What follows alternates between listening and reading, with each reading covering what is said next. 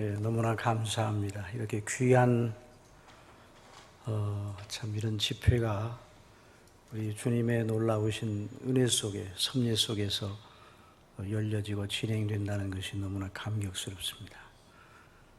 정말 생수의 근원을 버리고 터진 웅덩이를 파느라고 애를 쓴다고 예레미야 선지를 통해서 책망하던 그런 시대가 있었죠. 구약 시대에.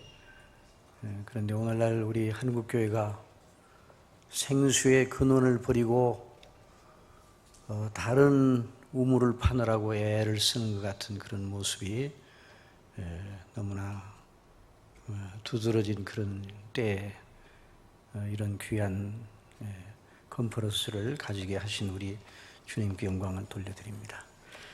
오늘 저와 함께 여러분 이 시간 함께 공부할 그런 내용은 그 맨 팜플렛 뒤에 맨 133면에 있죠. 그 팜플렛을 참조해 가시면서 이렇게 하겠습니다.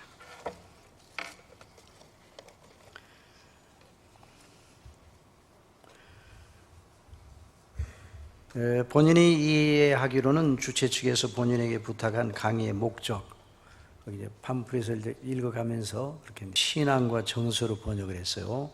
이 문제는 이제 우리가 나중에 가면서 왜 정서라는 말로 번역을 했을까? 거기에 대해서 좀 말씀을 나눌 기회가 있을 겁니다. Religious affections라고 그랬는데 그 affections라는 말이 여러 가지 말로 번역이 될 수가 있어요. 뭐 열정, 감정, 뭐 또 정서, 뭐 여러 가지로 번역될 수가 있는데 그 말을 정확하게 우리 한국어 표현으로 어떻게 번역해야 옳은가에 대해서 고심을 많이 했습니다. 저도. 그런데 그래서는 신앙과 정서로 번역을 했어요. 우리 지평성원에서 그렇게 냈는데 하여튼 그 문제는 이제 뒤에 가서 더 이 컨퍼런스에 참석한 여러분들과 함께 이 책에 나타난 바를 서로 나누면서 유익을 도모하라 하는 그런 의미에서 이런 귀한 주제를 제게 맡겨주신 줄 압니다. 저는 이 강의 부탁을 받고 정말 마음이 설레었습니다. 이 책을 번역하는 영광을 또 부족한 종에게 주신 하나님께 늘 감사를 하고 있었는데 참 이 책을 통해서 하나님의 말씀을 오늘도 하고 계시는데 그 하나님의 그 소리를 듣는 것이 그렇게 쉽지 않은 것 같다는 생각을 늘 가졌어요. 이 책이 쉬운 책입니까? 어려운 책입니까? 쉽고도 어렵고 어렵고도 쉽고 또 늘 우리가 듣던 이야기 같은데 또 아니고 그래서 좀 그런 책입니다. 그러나 이제 우리가 이 소리에 이 책을 통해서 주시는 하나님의 성령의 음성을 듣는 것이 대단히 귀하다 이렇게 생각을 하고 있었던 제 이런 강의 부탁을 해주셔서 너무나도 감사했습니다. 제가 이제 조나단 에드워즈의 책을 한국교회에 가장 먼저 번역 소개하는 영예를 안았습니다. 1882년에 고린도전서 13장 그 강해 그 원서 제목은 Charity is Virtue라는, 그러니까 Charity라는 말이 이제 러브라고 번역하지 않고 그때는 이제 Charity로 번역했어요. Charity is 프로츠, 사랑과 그 열매라고 이렇게 직역할 수 있는데 그걸 우리 지금 이제 엠마오라는 출판사명인데 있는데 그때는 정음사로 그래서 이제 처음 그 책을 냈습니다.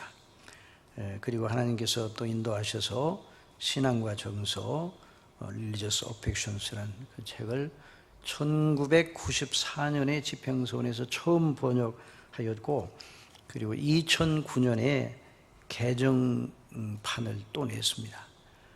그래서 이 귀한 책을 이렇게 두 번이나 더 원서를 참조하면서 이렇게 번역하면서 공부를 했는데 그때 받은 감동이 너무 컸습니다. 그런데 그러면 저에게 조나단 에드워드를 어떻게 알았느냐? 로이드 존즈 목사님 통해서 알았습니다. 로이드 존즈 목사님의 여러 책들을 번역하는 영광을 하나님께서 제게 맡기셔서 그 책을 번역하는 동안에 조나단 에드워드를 알았어요. 여러분, 먹은 대로 내놓기 말입니다. 여러분, 이 로이드 존즈 목사님은 제가 생각할 때 사도는 아닙니다. 그러나 20세기의 사도처럼 사도가 전한 복음의 영광과 능력과 진수를 20세기 교회에 다시 소개하도록 하나님께서 세우신 귀한 종이라 그렇게 저는 믿습니다. 사도의 복음에 대하여 이분처럼 이해를 하고 있는 분이 있는가?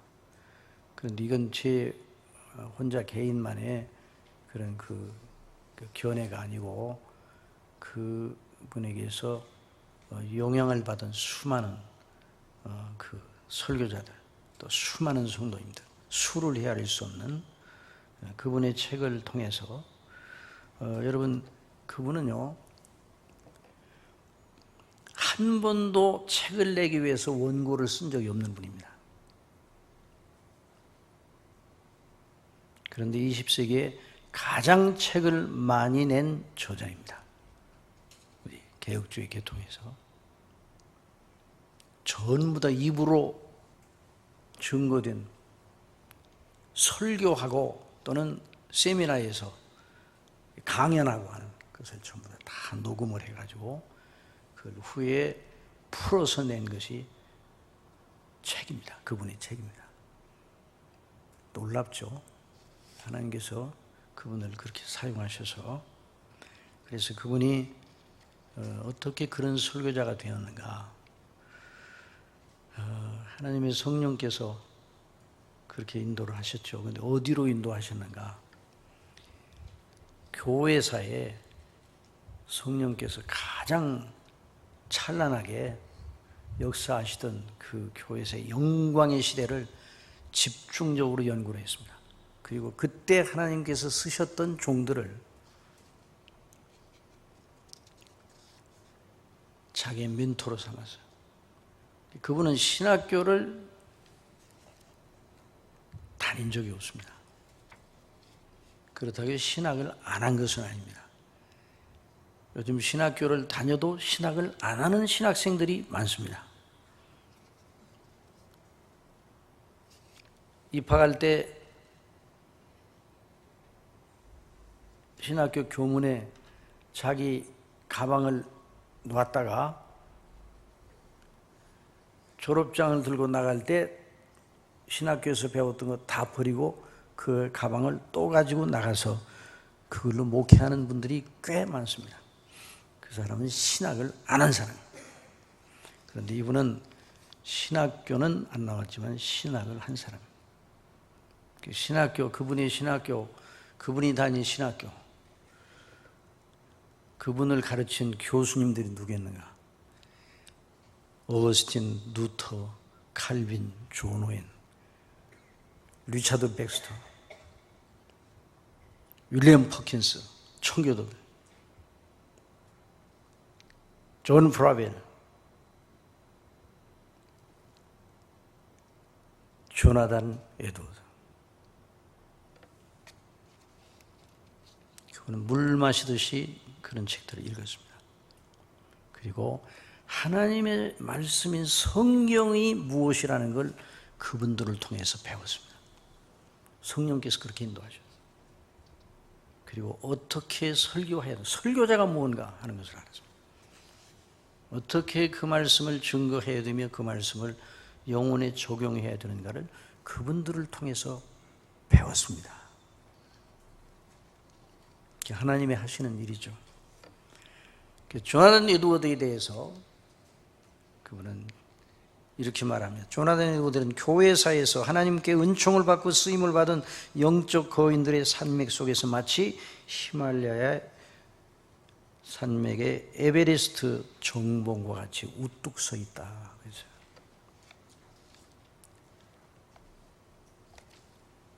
이분이 헌책방에서 조나단 에드워드 그 목사님의 전작집을 사다가 읽었습니다. 읽다가 눈에서 비늘이 떨어졌습니다.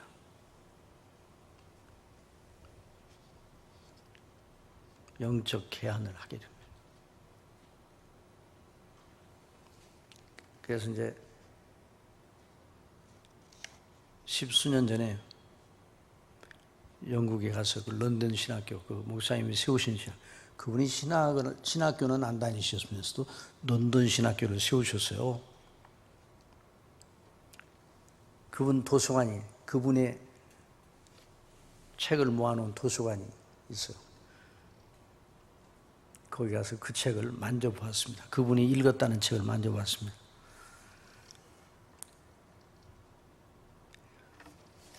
그분이 읽었던 책을 읽을 수는 없지만 뒤적였는데 초콜릿 과자에 종이가 나오더라고요. 나중에 봤더니 이 양반이 초콜릿을 그렇게 좋아해요. 목사님들 공부하시다가 피곤하시면 초콜릿을 잡수시기 바랍니다. 그분은 책의 사람입니다. 책의 사람. 그러니까 지금 오늘 우리도 책을 지금 공부하는 거 아닙니까?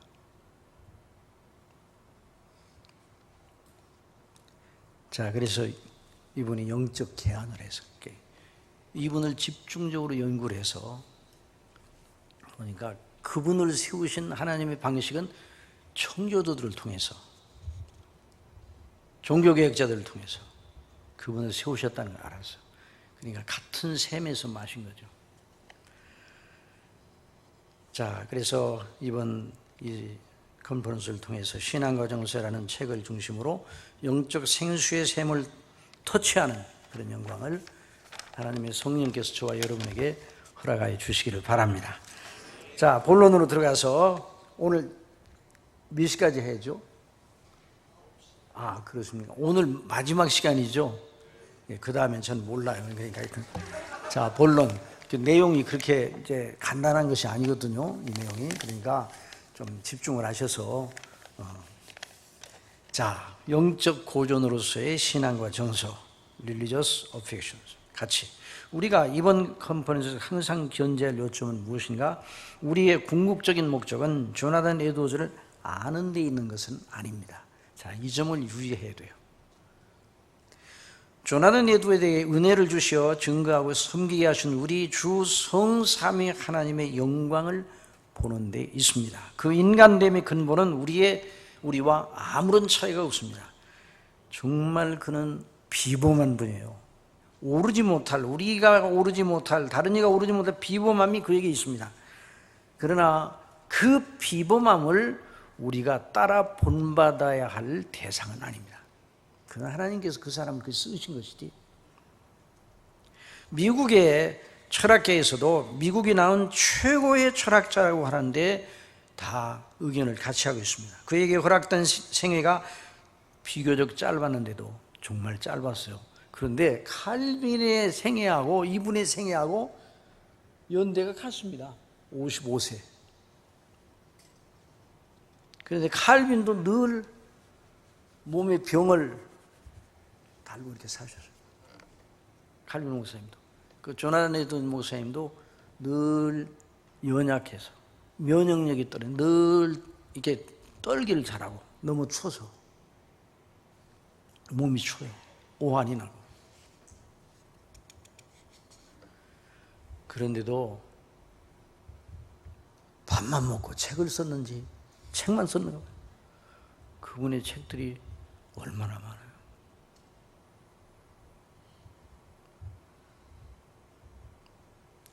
그분처럼 다방면의 지식을 넓게, 그러면서도 가히 어떤 부분에서는 전문가적인 지식을 가지고 있었던 사람도 없었던 것 같습니다. 아주 박식한 그런. 그를 대할 때마다 참 놀랍죠. 그러나 우리는 그 사람 자신에게 우리의 시선을 머물러서는 안 됩니다. 그분 자신에게 있는 것이 아니라 그의 비범함에도 불구하고 주께서 그에게 주신 비범함, 우리가 본받고 딸을 본으로 주신 것이 아니라 주님을 섬기기 위해서 주신 은사였죠. 그는 우리와 성정이 같고 그 자신은 여전히 우리와 같이 본질상 진노의 자녀였습니다. 그분이 우리와 성정이 달라서 우리가 그분을 연구하는 게 아닙니다. 그러나 사도 바울과 같이 그를 그런 사람 되게 하신 하나님의 은혜의 방식과 그 능력을 우리가 알아보려고 해야 됩니다. 우리의 궁극적인 목표와 가치는 바로 거기에 있습니다. 그리스도를 아는 지식이 가장 고상하며 그를 얻고 그 안에서 발견되려 합니다. 늘 이제 사도 바울이 빌립보서 3장에서 말한 것처럼 그리스도를 아는 지식을 얻고 그 안에서 발견되려 하고 그를 자랑하고 그를 덧입고, 이것이 우리가 이런 컨퍼런스를 통해서 견지하고 추구해야 될 요점입니다. 이 책 신앙과 정서는 그 책이 처음 선으로 보니 270여 년 동안 교회사 기간 중에 주님의 사람들에게 하나의 영적인 나침반 역할을 했음이 분명합니다. 다른 말로 해서 이 책은 영적 고전 목록 속에서 고딕체로 강조되어야 할 책입니다. 물론 이 책이 세간의 돌풍을 일으키는 베스트셀러가 된 적은 없을 것 같습니다. 여러분, 베스트셀러를 읽으세요. 베스트셀러도 읽기는 있지만 책을 읽을 줄 아는 사람은 베스트셀러를 별로 안 읽습니다. 그 수준의 베스트셀러는, 그래서 오늘날 출판사들이 베스트셀러를 찾으려고, 왜냐하면 베스트셀러 하나만 나면 지금까지 출판을 하느라고 졌던 모든 빚이 다 메꿔집니다. 그 신규를 찾아서 출판사들이 베스트셀러를 내려고 그러면서 계속 세월을 보내고 계속 하기야 그것도 그런 또 호기심도 가지는 것도 또 활용도 되는 것 같아요. 그러나 여러분, 베스트셀러는 오래가지 못합니다. 일반 사람들의 마음에 쉽게 와닿아 호기심 어리게 읽어낼 책이어야 베스트셀러가 되는데, 일반적인 사람들이 다 호감을 가지는 그 책은 별로 그렇습니다. 길게 사람들의 깊은 속을 채워줄 좌양분이 없기 때문에 그렇게 되는 겁니다. 그러나 이 책 신앙과 정서는 일반인의 독서 호기심을 자극할 쉽게 와닿는 책이 아닌 것이 분명합니다. 로이드 목사님이 목회하실 때 그 밑에서 섬기던 부목사로 섬기던 분이 이안 머레이 목사님입니다. 이안 머레이 목사님이 로이드 목사님 전기도 쓰시고 대단한 분이죠, 그분이. 지금 이제 살아계시는데 아마 90이 넘으셨을 거예요. 저희 나라의 그 개혁주의 설교연구원에서 세미나 주강사로 3번 오셨어요. 그때마다 이제 그 귀한 강의를 듣곤 했는데, 제가 이 책을 번역했다고 말씀을 드리니까 너무 좋아하시더라고요. 그러면서 그분이 뭐라고 말씀하시는 거니, 제가 조나단 에드워드의 릴리저스 어펙션 이 책을 40세가 될 때에야 이해를 했습니다.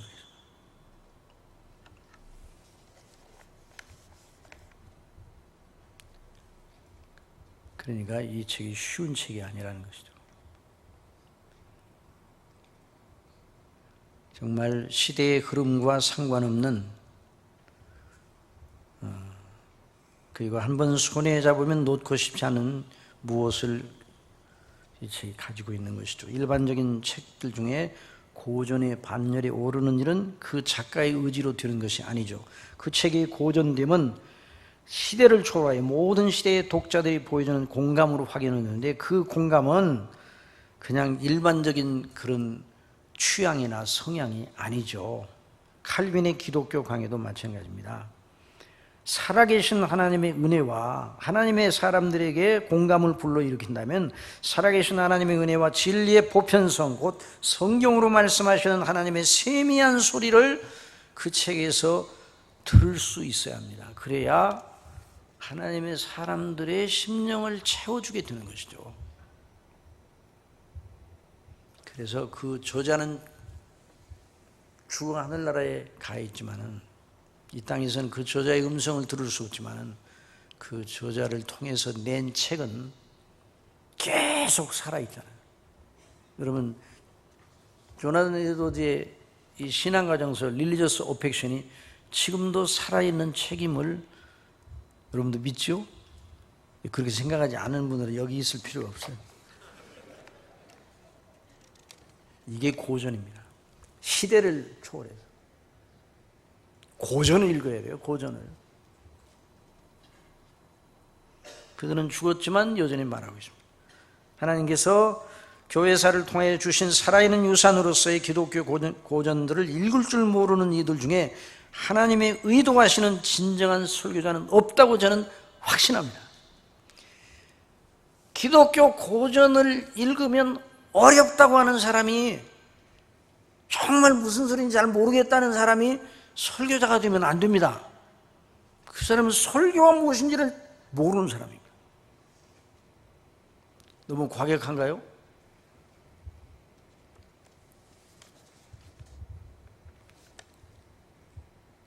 크리스천 클래식, 그 기독교 고전은 뭡니까? 살아계신 하나님의 말씀, 성경을 풀어 증거한 그런 책들 아니에요. 그게 설교입니다. 근데 그것이 무슨 말인지 모르겠다고 그러면 그 사람이 전혀 설교가 아닌 설교를 하는 사람이에요.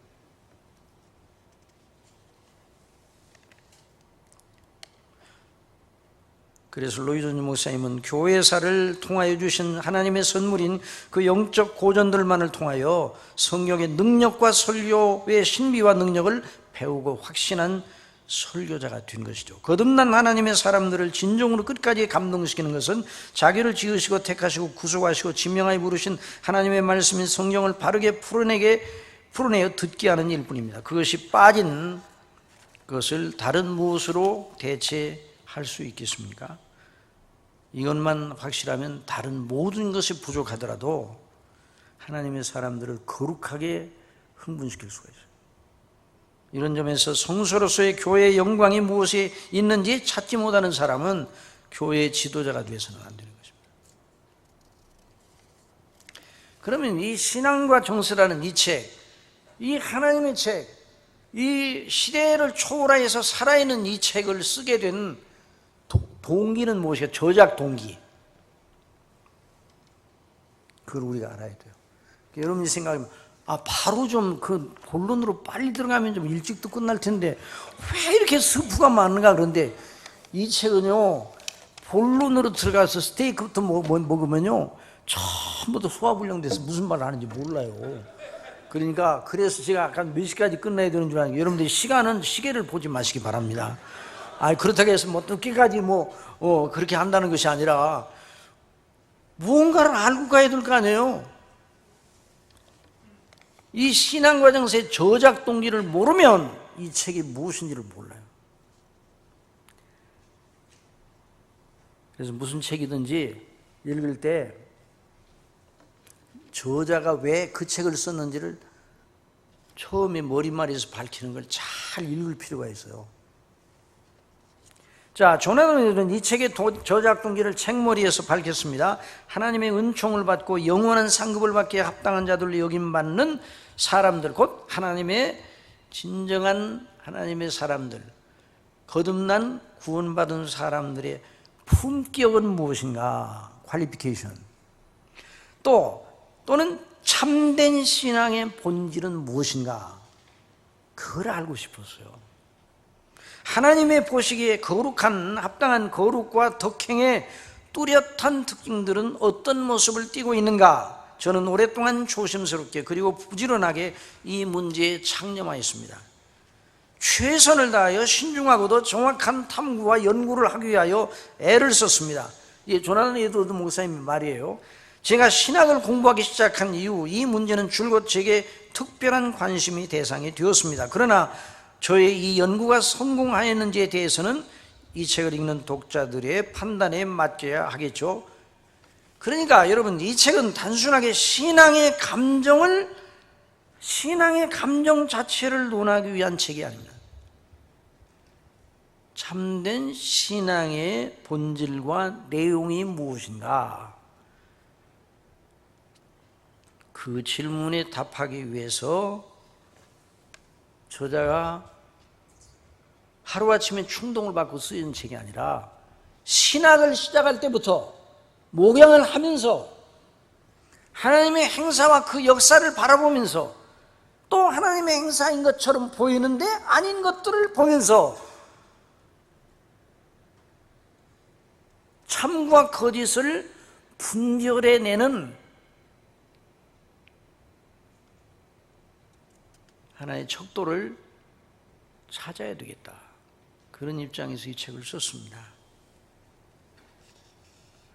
하나님의 구원하시는 은혜가 사람의 내면의 성향에 어떤 변화를 가져오는가, 그리고 그 인격 활동 속에서 어떤 식으로 표현되는가.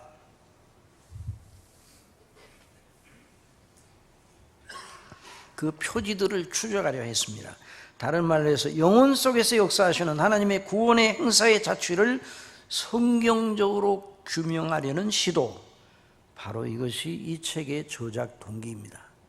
그러니까 여러분, 신앙과 정서론, 신앙 감정론, 감정의 문제를 취급하는 것이 아니에요, 이 책이.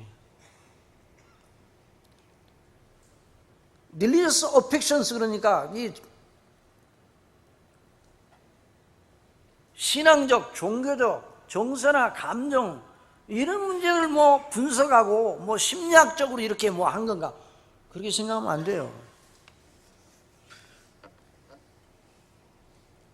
여러분, 청교도들이나 이 조나단 에드워드나 그 루터, 칼빈, 로이드 존즈, 다 스볼전, 누구나 막론하고 하나님이 쓰신 하나님의 말씀의 종들은 한결같이 목양적이었습니다. 뭐라고요? 참 잘하셨어요. 제목이 뭐예요? 목양이라고 했잖아요. 대단히 중요한 거예요, 목양이라는 게요.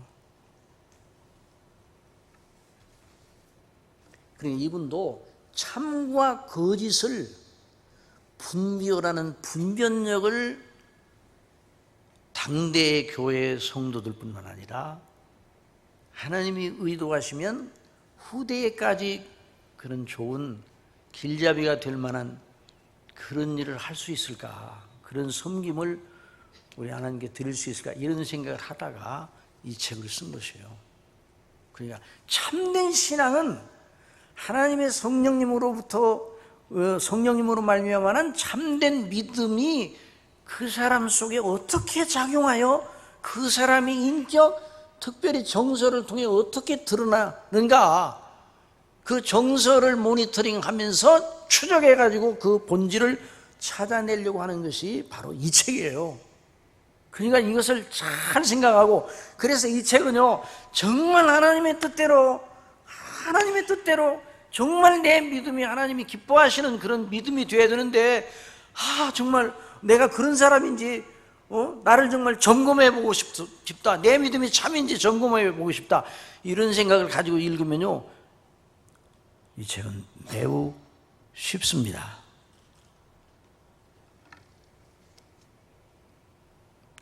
그러나 이런 생각을 가지지 않고 읽으면요,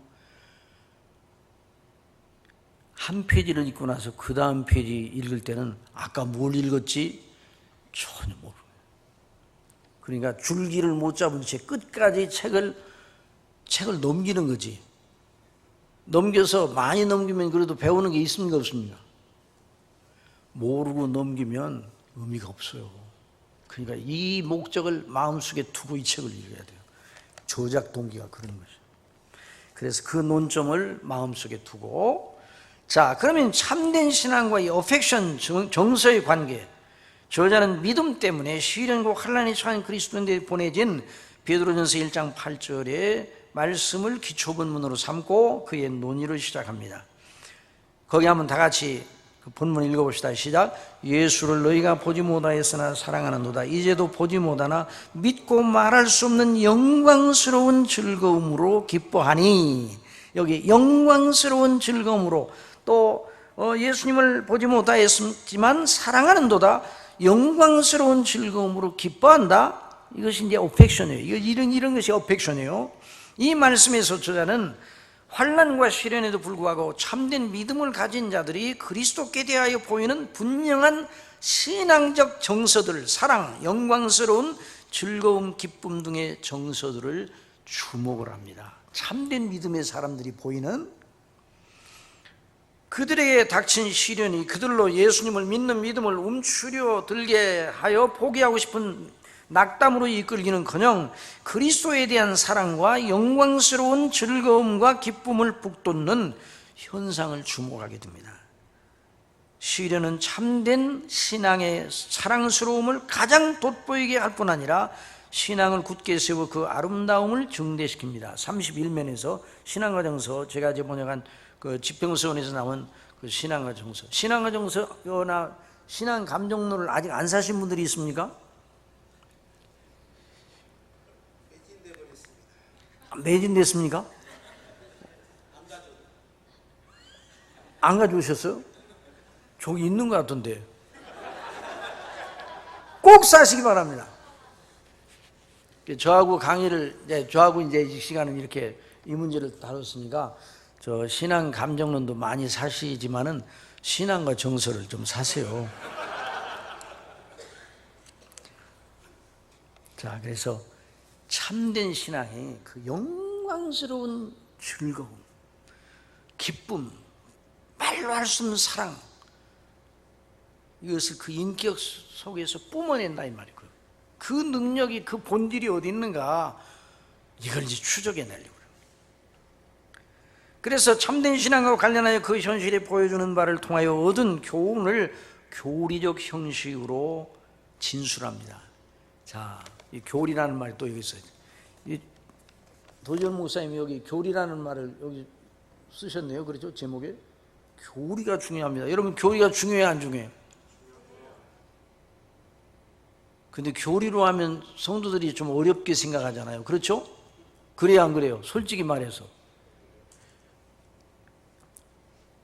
그럴 때는 가만히 계셔야 돼요. 교리가 없는 기독교는 존재하지 않아요.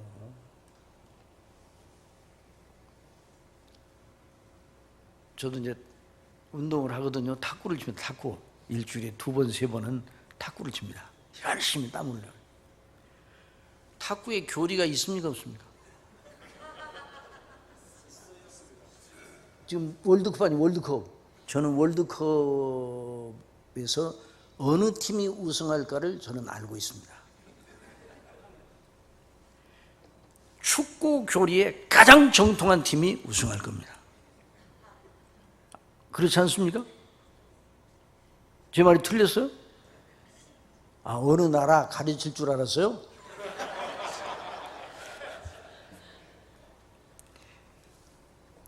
교리가 그렇게 중요한 거예요. 교리가. 탁구 얘기가 나왔으니까 저는요 늘 우리 교회에 또 같이 섬기는 목사님, 또 정릉에서 오시는 목사님 계시는데 그분하고 이제 일주일에 2번, 3번, 3번 하기는 좀 어렵더라고요. 2번 정도. 한 번 치면 한 2시간 정도 칩니다. 땀이 이제 나서 이제 그 목사님하고 저하고 치면 이제 11점 게임을 20판 칩니다. 순판치고 이제 거의 동점입니다. 왜냐하면 너무너무 저를 잘 알아서 서로 잘하니까. 근데 저희 탁구는 동네 탁구, 막 탁구, 교리 탁구가 아니에요. 그러니까 경험 탁구예요, 경험 탁구. 경험을 가지고는 안 되는 거죠.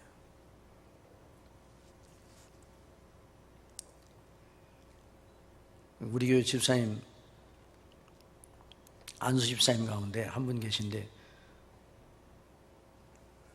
그분이 꽤 잘 돼요. 저한테 5개를 21점 경기를 5개를 접어주고 이제 저한테 쳐주셔요. 한 7, 8년 전에. 근데 그러니까 제가 얼마나 못 칠까 이렇게 생각하면 또 안 돼요. 제가 잘 치는 것은 아니지만은 드라이브도 걸고 백도 하고 그럽니다. 그런데 5개를 접어줍니다, 저한테. 그분이 그래도 좀 친다는 소리를 들을 만한 분이에요. 근데 그분 조카가 중학교 3학년이네요, 그때. 여학생인데 탁구 선수야. 그래가지고 삼촌하고 삼촌이 탁구샷 한번 하자 그랬더니, 그래서 21점 게임을 하는데 몇 점을 삼촌에게 접어줬는가? 18점을 접어줬습니다. 18대 0으로 시작해서 누가 이겼겠습니까?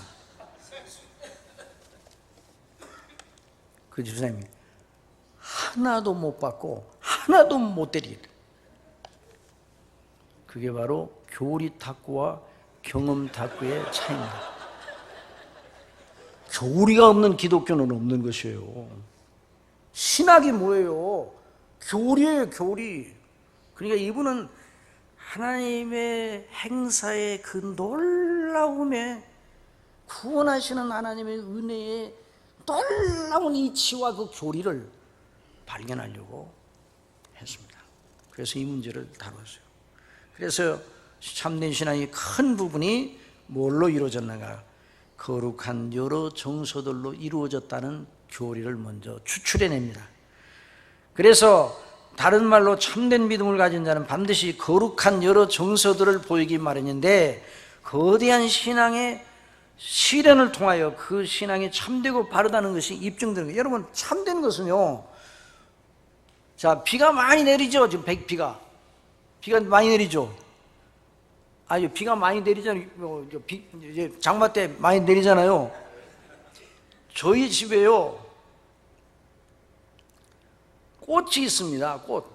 꽃이 있는데 그 꽃은 정말 시들지 아니하고 오래가는 꽃입니다.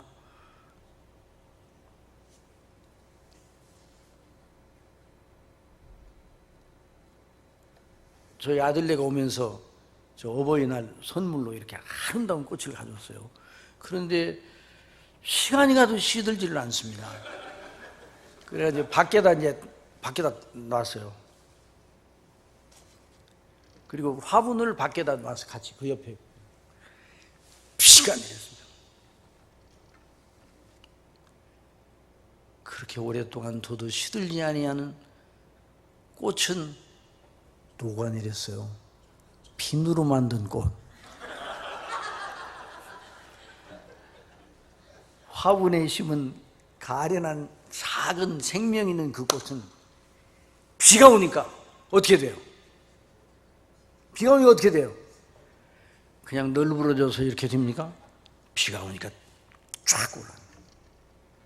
비가 오니까 왜? 생명이 있기 때문에. 그러니까 이게 조나단에서는 그걸 여기서 강조하는 거예요. 참된 믿음은 시련이 주어질 때 자지러 드는 것이 아니라 그 생명의 본질을 드러낸다 이거죠. 그것이 거룩한 정서로 나타난다 이 말이죠.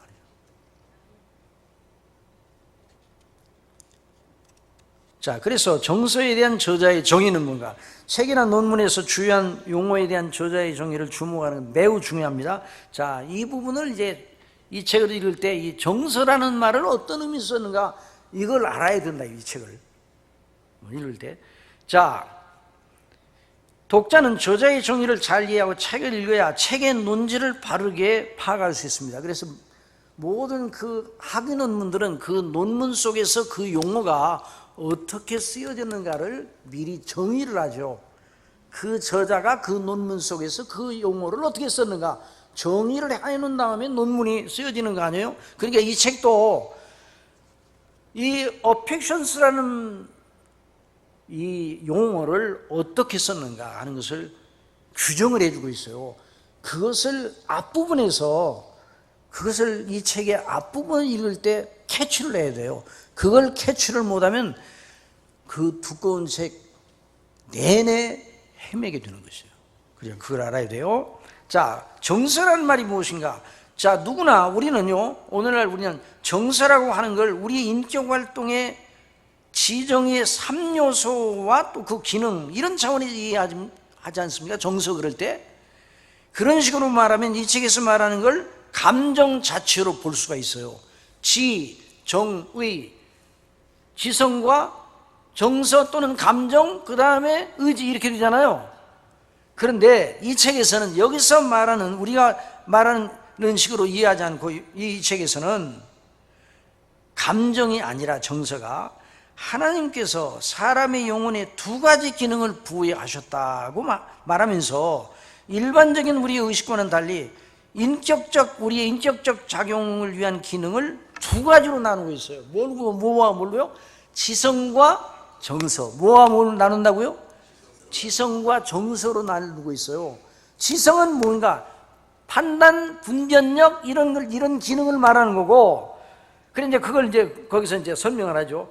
그중 하나는 지각하고 사변할 수 있는 기능, 이 지성이에요. 그것을 통해 영혼은 여러 가지 사물들을 분별하고 살피며 판단합니다. 그 기능을 지성이라고 부릅니다. 그리고 나서 그는 정서를 정의합니다. affections를 정의하는데 또 다른 기능이 있어 영혼이 살피고 생각하는 것들에 대하여 어떤 식으로든 마음이 기울어지게 하는 것입니다. 자, 영혼이 살피고 생각하는 것들에 대하여 영혼의 대상에 대해 영혼이 생각하는 대상에 대하여 마음이 기울어지게 하는 성향이라 이 말이에요.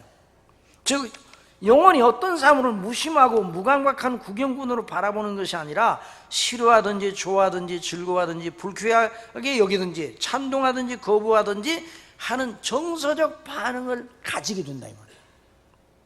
이런 기능은 여러 가지로 이름으로 불립니다. 때로는 그걸 성향이라고도 하고 그 성향에 의해 결정되고 지배받는 작용 행위들을 의지라고도 부릅니다. 자 보세요. 여기 이제 좀 이제 지정의 세 가지로 나누는 것과 좀 차이가 있어요.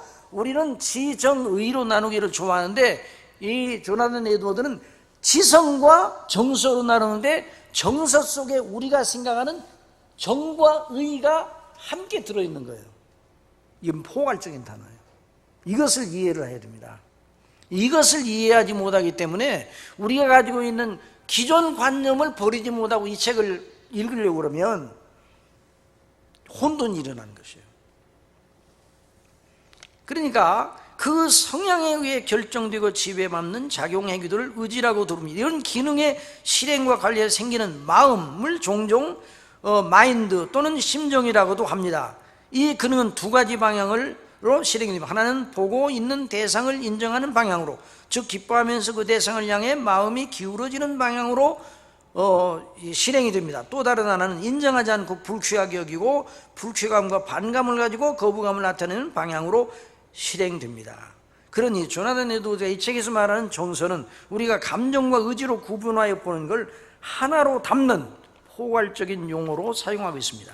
우리가 생각하고 보는 대상을 향한 우리 마음의 대응의 실제, 우리 마음 속에 어떤 대상을 향하여 좋고 나쁘고 그런 생각, 그런 성향을 따라서 그 마음이 기울어지잖아요, 인격으로. 그런 것처럼 그 성질과 실행까지를 담고 있는 용어예요. 어디까지 담고 있다고요? 실행까지 담고 있어요. 그러니까 성향과 의지가 결합되어 실천에까지 나가는 그런 실행력을 가지고 있는 거예요, 이게 정서가. 그래서 이 부분을 잘 이해를 해야 됩니다. 그래서 그는 정서에 대하여 정의를 아주 포괄적으로 간단하게 합니다. 정서란 영혼의 성향과 의지에 더욱 활발하고도 두드러진 발동이다, 그렇게 말해요. 예? 정서란 영혼의 성향과 의지에 더욱 활발하고도 두드러진 엑서사이즈란 말이에요.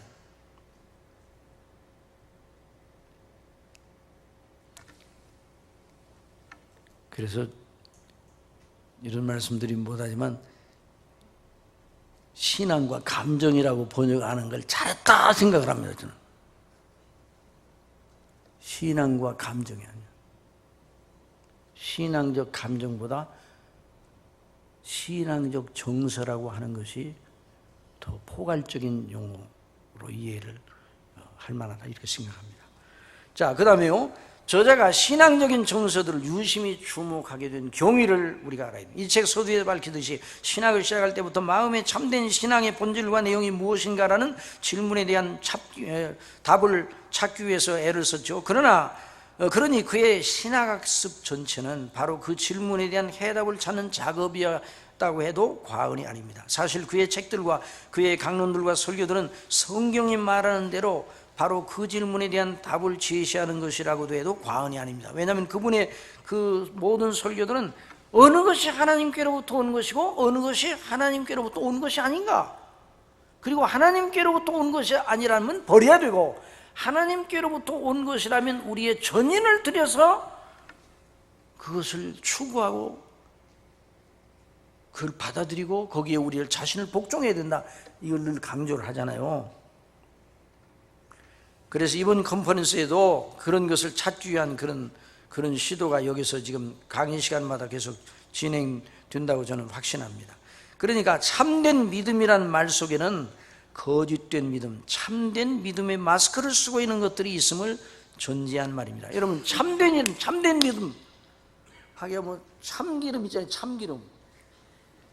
참기름, 참기름, 이런 참이 많이 들어가는 참기름은 거짓된 기름입니다. 그냥 참기름은 그냥 참기름이에요.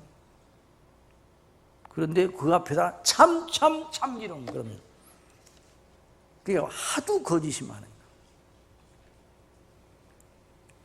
여러분, 우리가 이 세상에 살아간다는 건 참된 것과 거짓된 것을 분별하는 그런 아주 긴장 어린 연속이다, 이렇게 말할 수 있어요. 그걸 분별을 못하면 허사를 경영하게 되는 거예요. 하나님께로 난 믿음, 그러니까 참된 믿음은 하나님께로 난 것과 사단적인 또는 인간적 모조품 사이를 구분하여 내는 일이 반드시 있어야 된단 말이죠. 여러분, 저와 여러분의 믿음이 참입니까? 참이 아닙니까?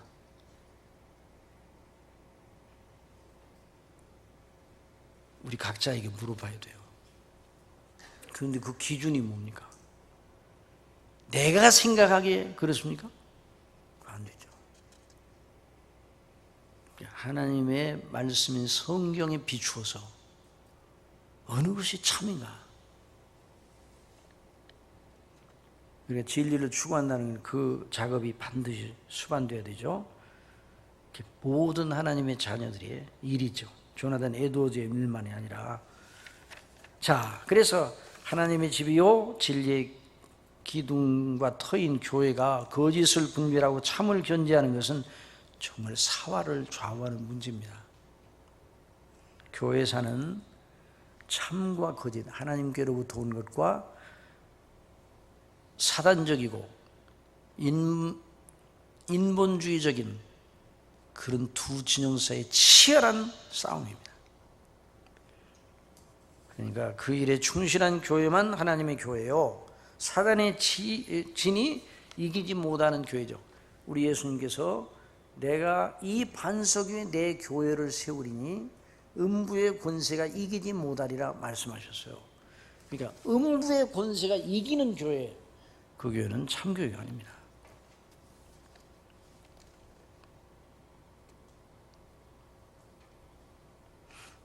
하나님께서 피로 값주고 사신 주님의 몸된 교회가 처한 곳은 어디입니까? 우리가 처한 건 항상 붉은 용인 옛뱀의 세력이 자기 꾀와 힘을 동원하여 교회를 침몰시켜 제 기능을 못하게 하려는 곳에 교회가 있습니다. 이걸 잊지 말아요. 비전교회는 상당히 자리가 좋아서 뭐 그런 위험은 좀 없을 것 같아요. 그렇습니까? 어느 교회가 우리 교회는 정말 주변에 그런 위험이 없다, 이런 교회가 어디 있어요? 교회 건물 외양을 말하는 게 아니에요. 사람들이 모여있는 모임의 수를 말하는 것도 아니에요. 언제나 교회는 어느 곳에 있는가? 거짓의 위협과 공격, 음부의 세력이 무너뜨리려고 늘 호시탐탐 노리는 그런 영적 환경 가운데 교회가 있습니다. 그걸 잊지 말아요. 그러니까 이 조나단 에드 이분이 그걸 늘 생각을 하고 있었어요. 자, 그래서 조나단 에드가 그 연대는 좀 고치시기 바랍니다. 제가 좀 실수를 해서 29년으로 1729년부터 1750년까지 노세프든 교회의 목회자로 섬겼는데, 그의 목회 기간 중에 그 교회를 중심으로 뉴 잉글랜드 지방에 큰 영적 부흥이 일어났어요. 영적 대각성이 일어났어요. 누가 하신 겁니까? 누가 하신 겁니까? 하나님이 하셨잖아요. 그렇죠? 조나단 에드워드의 그 놀라운 그 말씀 사역을 통해서, 또 그뿐만 아니라 그 당시에 그 하나님의 종들을 통해서 그 지역에 놀라운 부흥이 일어났습니다. 자, 그런 시기에 주님의 은혜를 받았다고 크게 기뻐하는 이들이 생겨나지 않을 리가 없죠. 그런데 나중에 보니까 그러한 이들 중에 주인이 심은 알곡이 아닌 가라지로 판명나는 경우가 허다하더라는 거예요.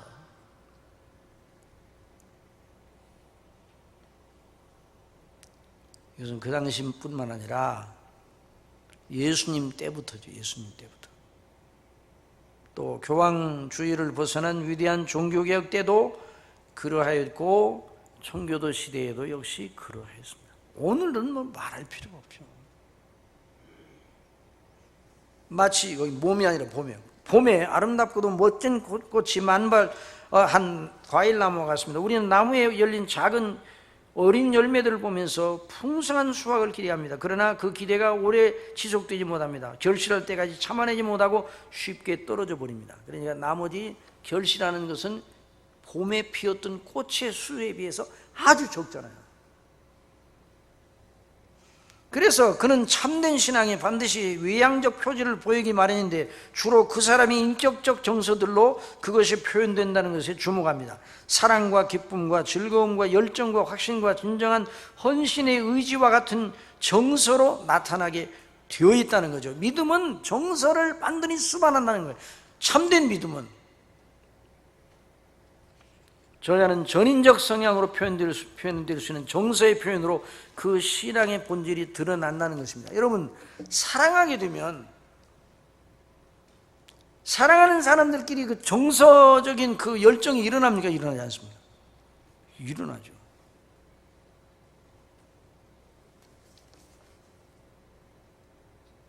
그 사람을 사랑한다. 물론 제가 여기서 말하는 사랑은 정말 바른 사랑을 말하는 거예요. 순전한 사랑을 말하는 거예요. 요즘은 그냥 되나 깨나 사랑이라고 그래. 그건 말도 안 되는 거예요. 그런 것이 아니라 정말 바른 사랑을 한다, 이런 그 전제하에서 서로 사랑하는 그런 정서가 마음속에 일어나게 되면, 정말 사랑하는 마음이 일어나게 되면 그 정서가 나타나게 돼요. 그 마음의 정서. 그래서 서로 사랑하는 그 마음이 생기면, 눈이 오면 누가 생각납니까?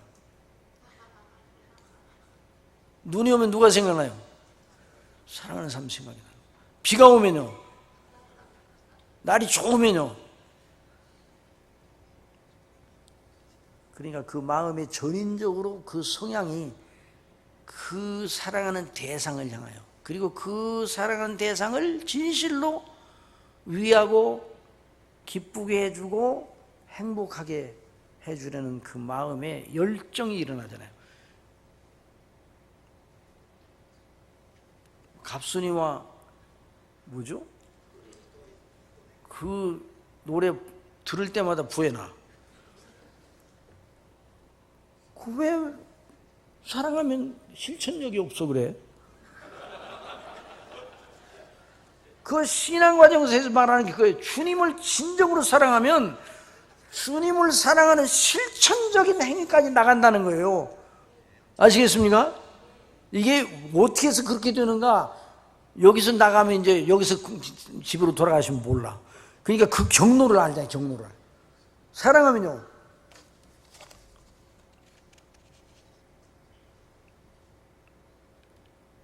그래서 그 정서가 나타나겠다. 참된 믿음은 그 정서. 주님을 정말 사랑한다 그러면 그 정서적인 표현이 반드시 나온다. 기쁨과 사랑과. 그 참된 믿음인데 기쁨도 없어. 참된 믿음인데 즐거움도 없어. 교회 가야. 여기 그 예수비전교회 성도님인데 교회를 사랑하고 주님을 사랑하고 그래서 교회를 사랑하고 그러면 주일에 이 교회를 나오는 것이 너무너무 기다려주고 좋을 거 아니에요? 그런데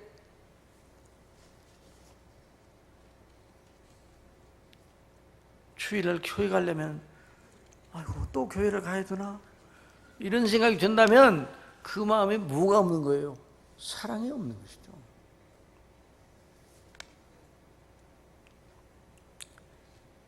그래서 조나단 에드워즈는 신앙적 정서들 자체를 무시하고 경멸하는 지성주의적인 주주적인 자세를 경계합니다. 모든 정서를 다 거절하는 건 올바르지 않다고 말합니다. 그런데 그런 믿음의 아름다운 정서를 정서처럼 보이는 정서들이 다 옳은 것은 또 아니라고 해요. 이게 이제 여기에 뭐가 같이 있다는 거예요? 진짜가 있는가 하면 가짜도 있는데 그 모습이 너무너무 방불해서 구분하기가 어렵다는 거예요. 그러니까 그 구분하는 그 분별력을 가져야 된다.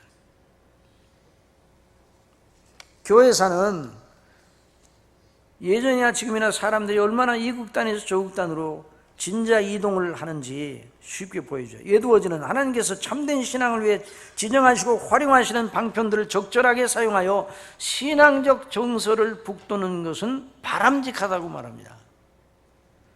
참으로 신앙적인 것들에도 감동을 받지 못하는 것도 잘못이고 또한 정서를 자극하는 것들에 분별 없이 자신을 던지는 것도 경계하는 거예요. 자, 그러면 조나단 에드워즈의 저작 방식. 아직 이제 신앙과 정서 이제 책으로 아직 안 들어갔어요. 그런데 본론으로 안 들어가는데 왜 이렇게 긴가? 이제 본론으로 들어가면 빨리 진행합니다. 빨리 진행합니다. 그러니까 걱정하지 마세요. 조나단 에드워즈 책을 읽으면 저작 방식을 알아야 돼요. 어디 책을 어떻게 읽어내야 되는가. 자, 이분의 책을 보면은요, 독특한 방식을 주목합니다. 이 책에서 뿐만 아니라 다른 책도 그런데요. 자기의 논점을 독자들과 공유하기 위해서 밟는 그 나름의 규례를 정하는 것. 첫째, 자기가 다루고자 하는 논점의 필요성을 책의 머리에서 말합니다. 두 번째, 본론으로 들어가서 자기가 주장하려는 논점과 배치되는 부정적인 국면들을 다룹니다. 진짜가 아닌 여러 가지 가짜들을 먼저 다룬다 이 말이에요. 그 다음에 자기가 주장하려는 논점에 진짜가 무엇인가 하는 긍정적 그 진짜와 자기가 주장하려는 바로 주장하려는 그것과 연관되는 긍정적인 요점들을 또 다룹니다. 그리고 네 번째로 자기의 주장하려는 긍정적인 요점의 논리를 견고하게 세우고 독자들을 설득하여 적극적으로 그것을 받고 거기에 자신들을 다 드릴 것을 강권하며 적용하는 방식을 줘요. 그게 위대한 설교자예요. 그러니까 설교입니다. 설교. 여러분이 묻겠습니다. 한번 대답해 보십시오. 역사는 누가 바꿉니까? 우리 여기 비전교회 성도님들 한번 손 들어보세요. 비전교회 성도님들만 한번 대답해 보시기 바랍니다. 역사는 누가 바꿉니까? 자, 보기. 물론 하나님 바꾸셔요. 그건 아주 아주 원칙이고, 보기. 역사는 누가 바꾸는가? 정치가, 설교가, 예술가, 학자, 누가 바꾸겠습니까?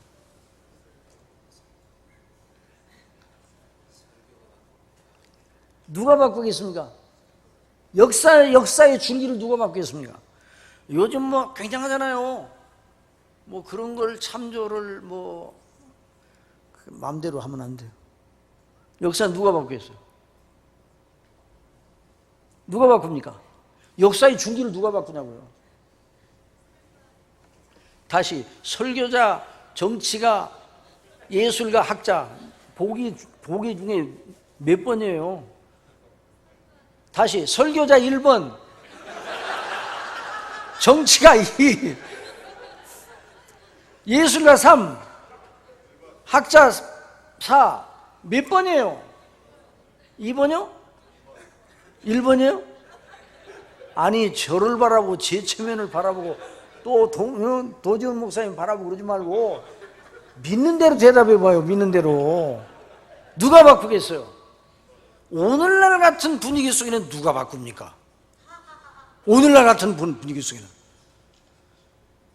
트씨하고 김씨하고 바꾸잖아요.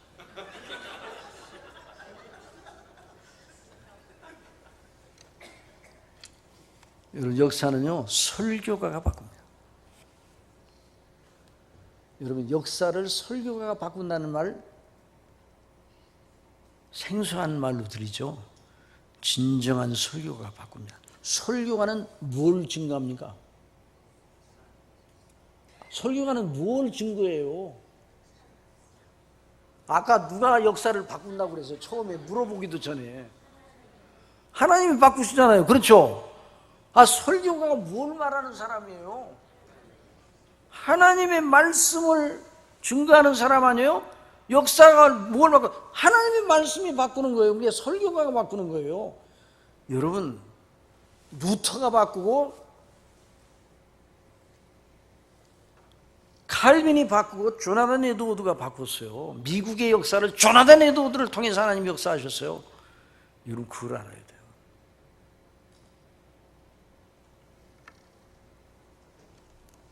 루터나 칼빈, 청교도들이 역사를 바꿨어요. 그걸 알아야 돼요. 설교자가 힘없고 나약한 그 자체를 보면 그렇지만 설교자가 증거하는 그 메시지가 역사를 바꾸는 거예요.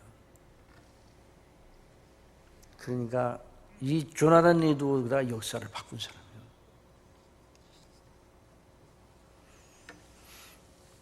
그래서 목양적이죠, 목양적. 자, 그래서 하여튼 보십시다. 교회사의 빛나, 개혁주의 전통의 수관이든 다 목양적 목적을 가지고 있죠. 루터나 칼빈, 아까 말씀드린 것. 그래서 이 조나단 에드워드는 자기 책을 통해, 이 조나단 에드워드의 책을 읽으면 뜨겁습니까? 뜨겁지 않습니까? 뜨거워요, 안 뜨거워요? 안 뜨거워 보이잖아요. 아주 예리하고 분석적이고 막 따지고 그러니까 뜨거워요, 안 뜨거워요? 안 뜨겁지. 따지고 그러면 안 뜨겁죠. 그냥 따지지 말고 그냥 무조건 그냥 막 밀고 나가는 것보다 뜨거워 보이죠. 그게 뜨거운 게 아니에요.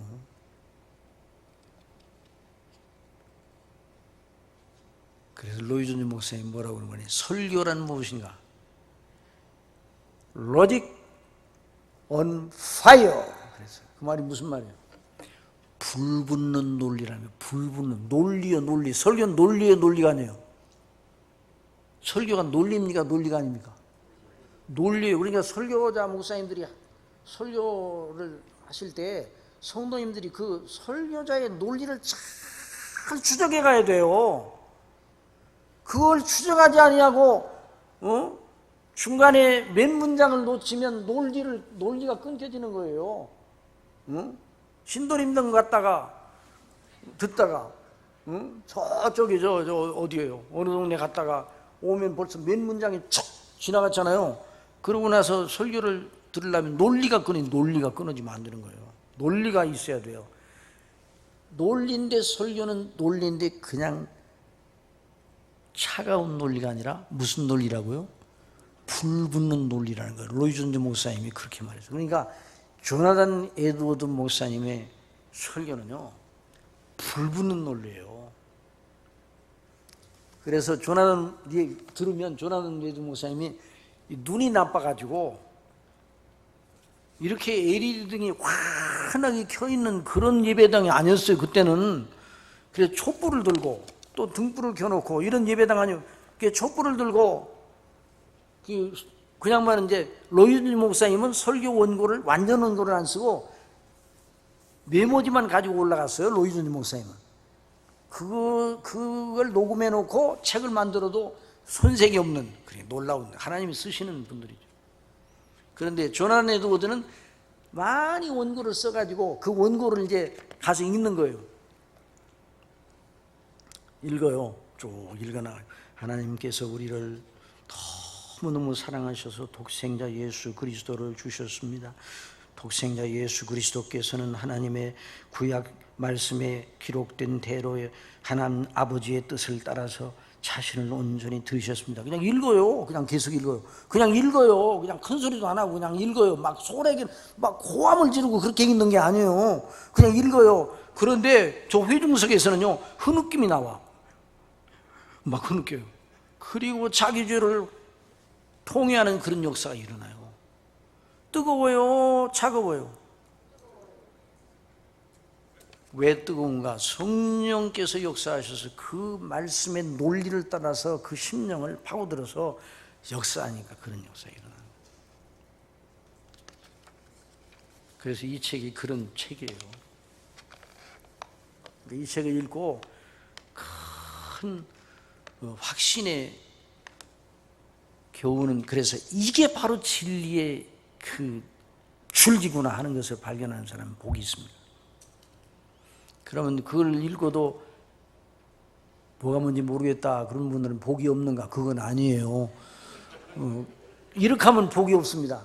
아이고 나는 안 되겠어 그러고 내버려두면 복이 없고, 그래도 내가 한 번 읽어보니까 무슨 뜻인지 모르는데 내가 하면 정말 다른 분들은 이 책을 통해 은혜를 받는다는데 나는 왜 이러냐? 그러면서 또 읽고 또 읽고 하는 사람은 정말 복 있는 사람이에요. 그렇게 하시기 바랍니다. 이 책이 그렇게 쉬운 책이 아니라니까요. 그러니까 어렵다고 하는 생각이 들면 다른 분들도 다 어려우니까 나도 어려운 거예요. 그렇게 생각하나, 그러나 쉬운 책이에요. 어떻게 쉬운가? 예수 그리스도가 나 같은 자를 위하여 대속에 피를 흘리셨다니, 나 같은 자가 하나님의 자녀가 되었다니, 나 같은 자가, 나 같은 죄인이 하나님 나라의 기업을 물려받는 상속자가 되었다니, 그리스도와 함께한 후사라니, 이런 감격 속에 겸비하게 앉아서 주님의 발 아래에 앉아서 말씀을 듣는 그런 자세로 이 책을 읽으면 이 책은 결코 어려운 책이 아닙니다. 그렇게 생각하시고, 자, 그러면 이제 드디어 이제 책의 본론으로 들어갔습니다. 본론으로. 자, 근데 이제 빨리 진행합니다.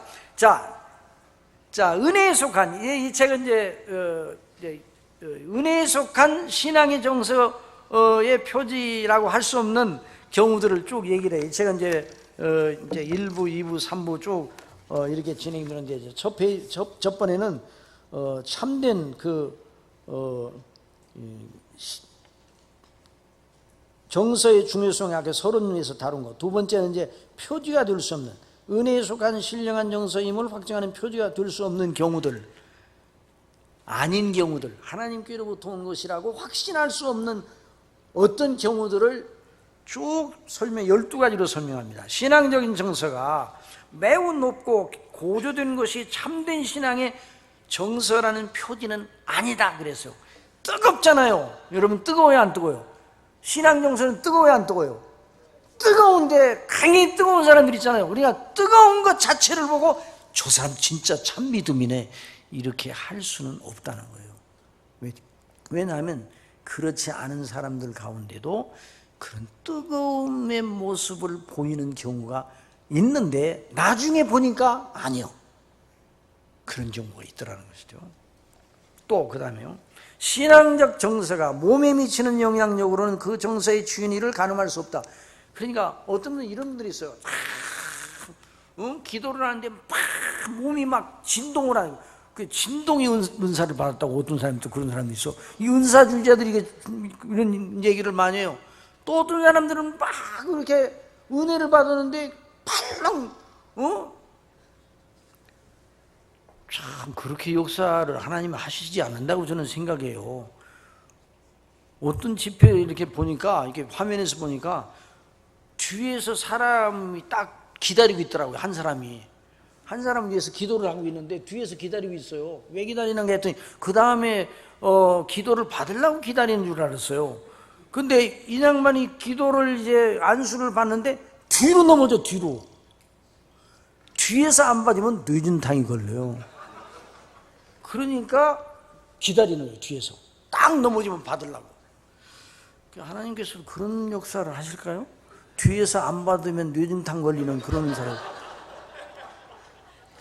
이 당시에도 그런 경우들이 있었다는 거예요. 그 신앙적인 그런 정서를 보이면서 몸에 어떤 변화가 일어난다 그러면 하나님께로부터 온 것이라 그러면서 이렇게 생각하는 사람이 있었다는 말이에요. 그것이 있다 할지라도 그게 하나님께로부터 왔다고 확증하면 안 된다, 이렇게 말합니다. 이게 은사주의자들 속에서 오늘날도 말합니다. 신앙에 속한 일을 유창하고도 열정적으로 많이 말하는 것으로는 그의 정서의 주인이를 가늠할 수 없다. 그렇죠.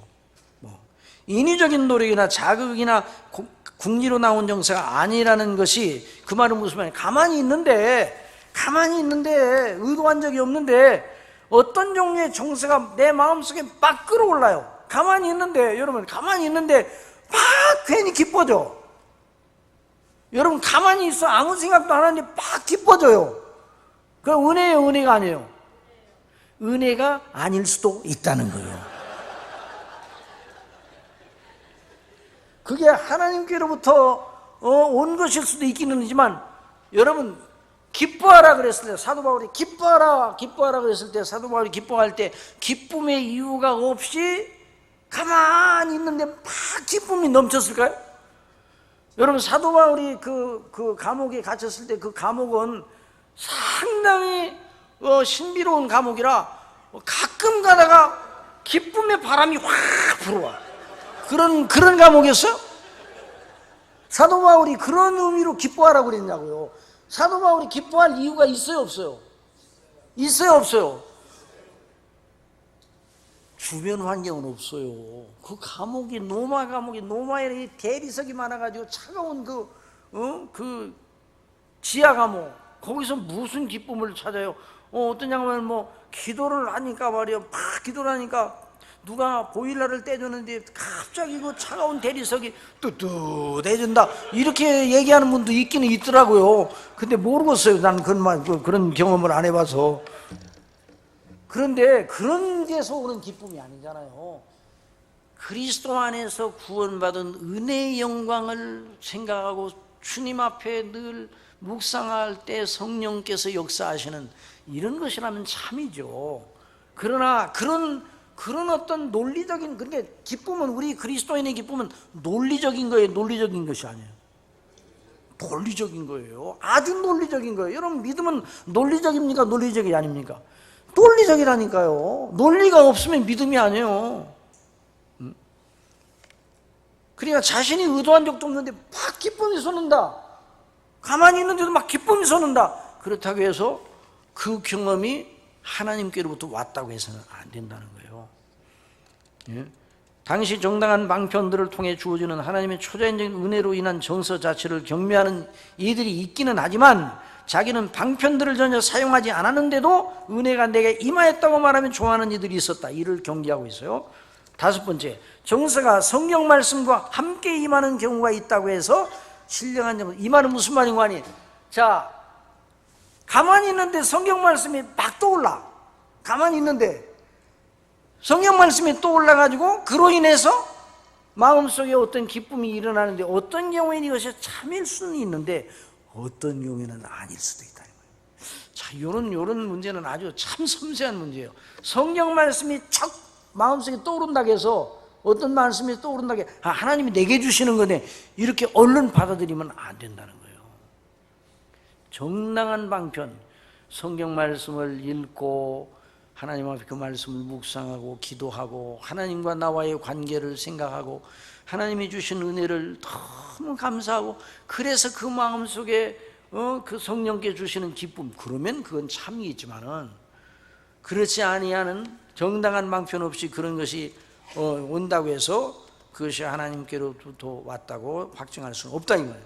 여섯 번째, 신앙적 정서들 쪽에 나타난 사랑의 모습이 그 정서들이 구원받을 만한 믿음에서 난 것인지를 판가름하는 증거는 될 수 없다. 이 말은 무슨 말인가? 나타난 정서가 참 저 정서는 구원받을 만한 믿음이 사람들이 보여주는 정서다. 그런데 저 사람이 그런 정서를 가지고 있으니까 저 사람 틀림없이 구원받았다, 이렇게 말하기는, 정서만 가지고 판단하면 또 안 된다, 이렇게 말합니다.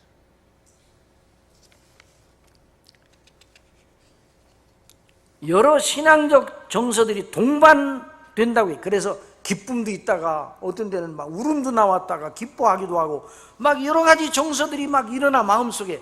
그런다고 해서 하나님께로부터 왔다고 할 수가 없다. 그게 무슨, 이 부를 읽어보면요, 이 양반이 무슨 말을 하려고 이런 말을 하는가. 대부분 이게 이런 경우는 우리는 믿음이 있다고 생각을 하거든요, 되게. 그리고 믿음이 좋다고 생각을 하거든요. 근데 이 양반들은 그것만 가지고는 안 된다, 이렇게 말하고 있어요. 그럼 이제 3부를 읽어볼 때야 비로소 그렇구나 하는 것을 알게 되는 거예요. 그러니까 이 책을 논리적으로 잘 읽어야 되는 것이에요. 자, 그 다음에요, 양심의 각성과 죄의 깨달음 이후에 위로와 기쁨이 온다고 해서 그 정서들이 본질을 참이라고 단정할 수, 도리어 하나님의 은혜가 임하는 이 말은 무슨 말이니? 자, 우리가 죄를 지었다고 양심의 가책이 있잖아요. 양심에 잘못했구나, 이런 가책이 있는데, 그 양심에 그 죄를 지었다는 가책이 있는데 갑자기 위로의 마음이 확 들어와가지고 그 양심의 가책보다도 기쁨이 막 넘쳐. 그럼 은혜의 은혜가 아니에요. 우리가 잘못했다고 이제 생각을 하고 있는데, 내가 정말 잘못해서 하나님 앞에 나 정말 죄를 지어서 그런 생각이 있는데, 갑자기 위로와 같은 그런 것이 주어져 가지고 그런 양심의 가책의 그 아픔에서 그냥 금방 벗어나게 되었어요. 그럼 은혜의 은혜가 아니에요. 은혜의 은혜가 아니에요. 근데 이제 대답을 안 하시는구만. 그걸 은혜라고 금방 받아들이면 안 된다는 거예요. 왜냐하면 양심의 가책, 죄로 인한 양심의 가책을 당하는 경우에 하나님께서는 가책의 고통을 당하도록 내버려 두시는 기간도 주시는 경우가 있어요. 그래 어떤 경우에는 진정한 영적 각성 뒤에, 깨달음 뒤에는 위로와 기쁨보다는 오히려 그 영혼이 고통을 느끼는 경우가 있단 말이죠. 그러니까 이런 경우를 보고 그냥 금방 위로가 넘친다고 그래서 나를 하나님께서 금방 용서해 주셨는가 봐, 이렇게 생각하면 안 된다, 이 말이에요. 물론 우리는 이미 그리스도 안에서 의롭다는 짐을 받아가지고 법정적인 의미에서는 정죄를 당할 일이 없어요. 그런데 이제 우리 하나님의 자녀로서 이제 어떤 잘못에 대해서 회개하고 그럴 때 그 과정 중에서 하나님의 성령께서 우리를 인도하시는 것이 금방 그냥 잘못한 걸 금방 그냥 괜찮아 이렇게 덮어주시는 방식이 아니고, 어떤 경우에는 그 죄에 대한 아픔을 느끼고 통회하는 그런 시간을 하시기 때문에, 괴로움을 수반하기도 하기 때문에 그걸 기쁨과 위로보다 그런 고통이 더 우선하는 경우가 있기 때문에. 그 다음에요, 신앙적인 일에 많은 시간을 할애하고 예배 외적인 의미에 열심을 보인다고 그 정서가 참된 신앙의 본질을 지녔다고 단정할 수가 없습니다. 여러분, 교회 오래 다닌 사람은 참믿음이 아니에요. 그 교회 30년 동안 섬겼어요. 정말 섬겼어요. 그 사람 참믿음이 아니에요. 그런 경우 참믿음입니까? 참믿음이 아닙니까? 그런 경우야 참믿음이죠? 라고 생각할 수도 없다는 거예요. 왜? 그렇게 외형적인 면에서 잘 섬기는데도 거짓일 수 있다는 거예요. 참 이런 이 대목을 발견하면요, 서늘해져요. 서늘해져요. 저 물 좀 한 푼 갖다. 물 좀 한 푼. 물 좀 한 푼. 아, 있습니까? 여기 있네. 여기 있네. 예. 자, 그 다음에요.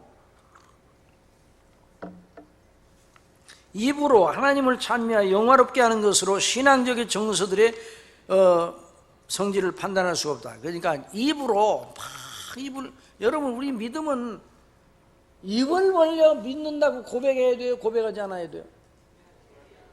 찬미도 입을 벌려 찬미하잖아요. 그렇죠? 얼마나 아름다운 거예요. 여러분, 숨은 그리스도인은 있습니까? 없습니까? 숨은 그리스도인요, 숨은 그리스도인 있습니까? 없습니까? 예수 믿은교회한테는 안 물어볼게 이제.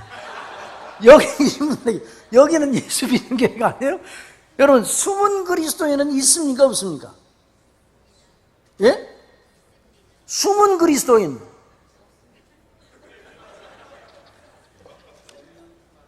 없어요. 숨은 그리스도인은요. 숨은 그리스도인 같은 건 없어요. 정말 참 그리스도인은 반드시 드러나게 돼 있어요.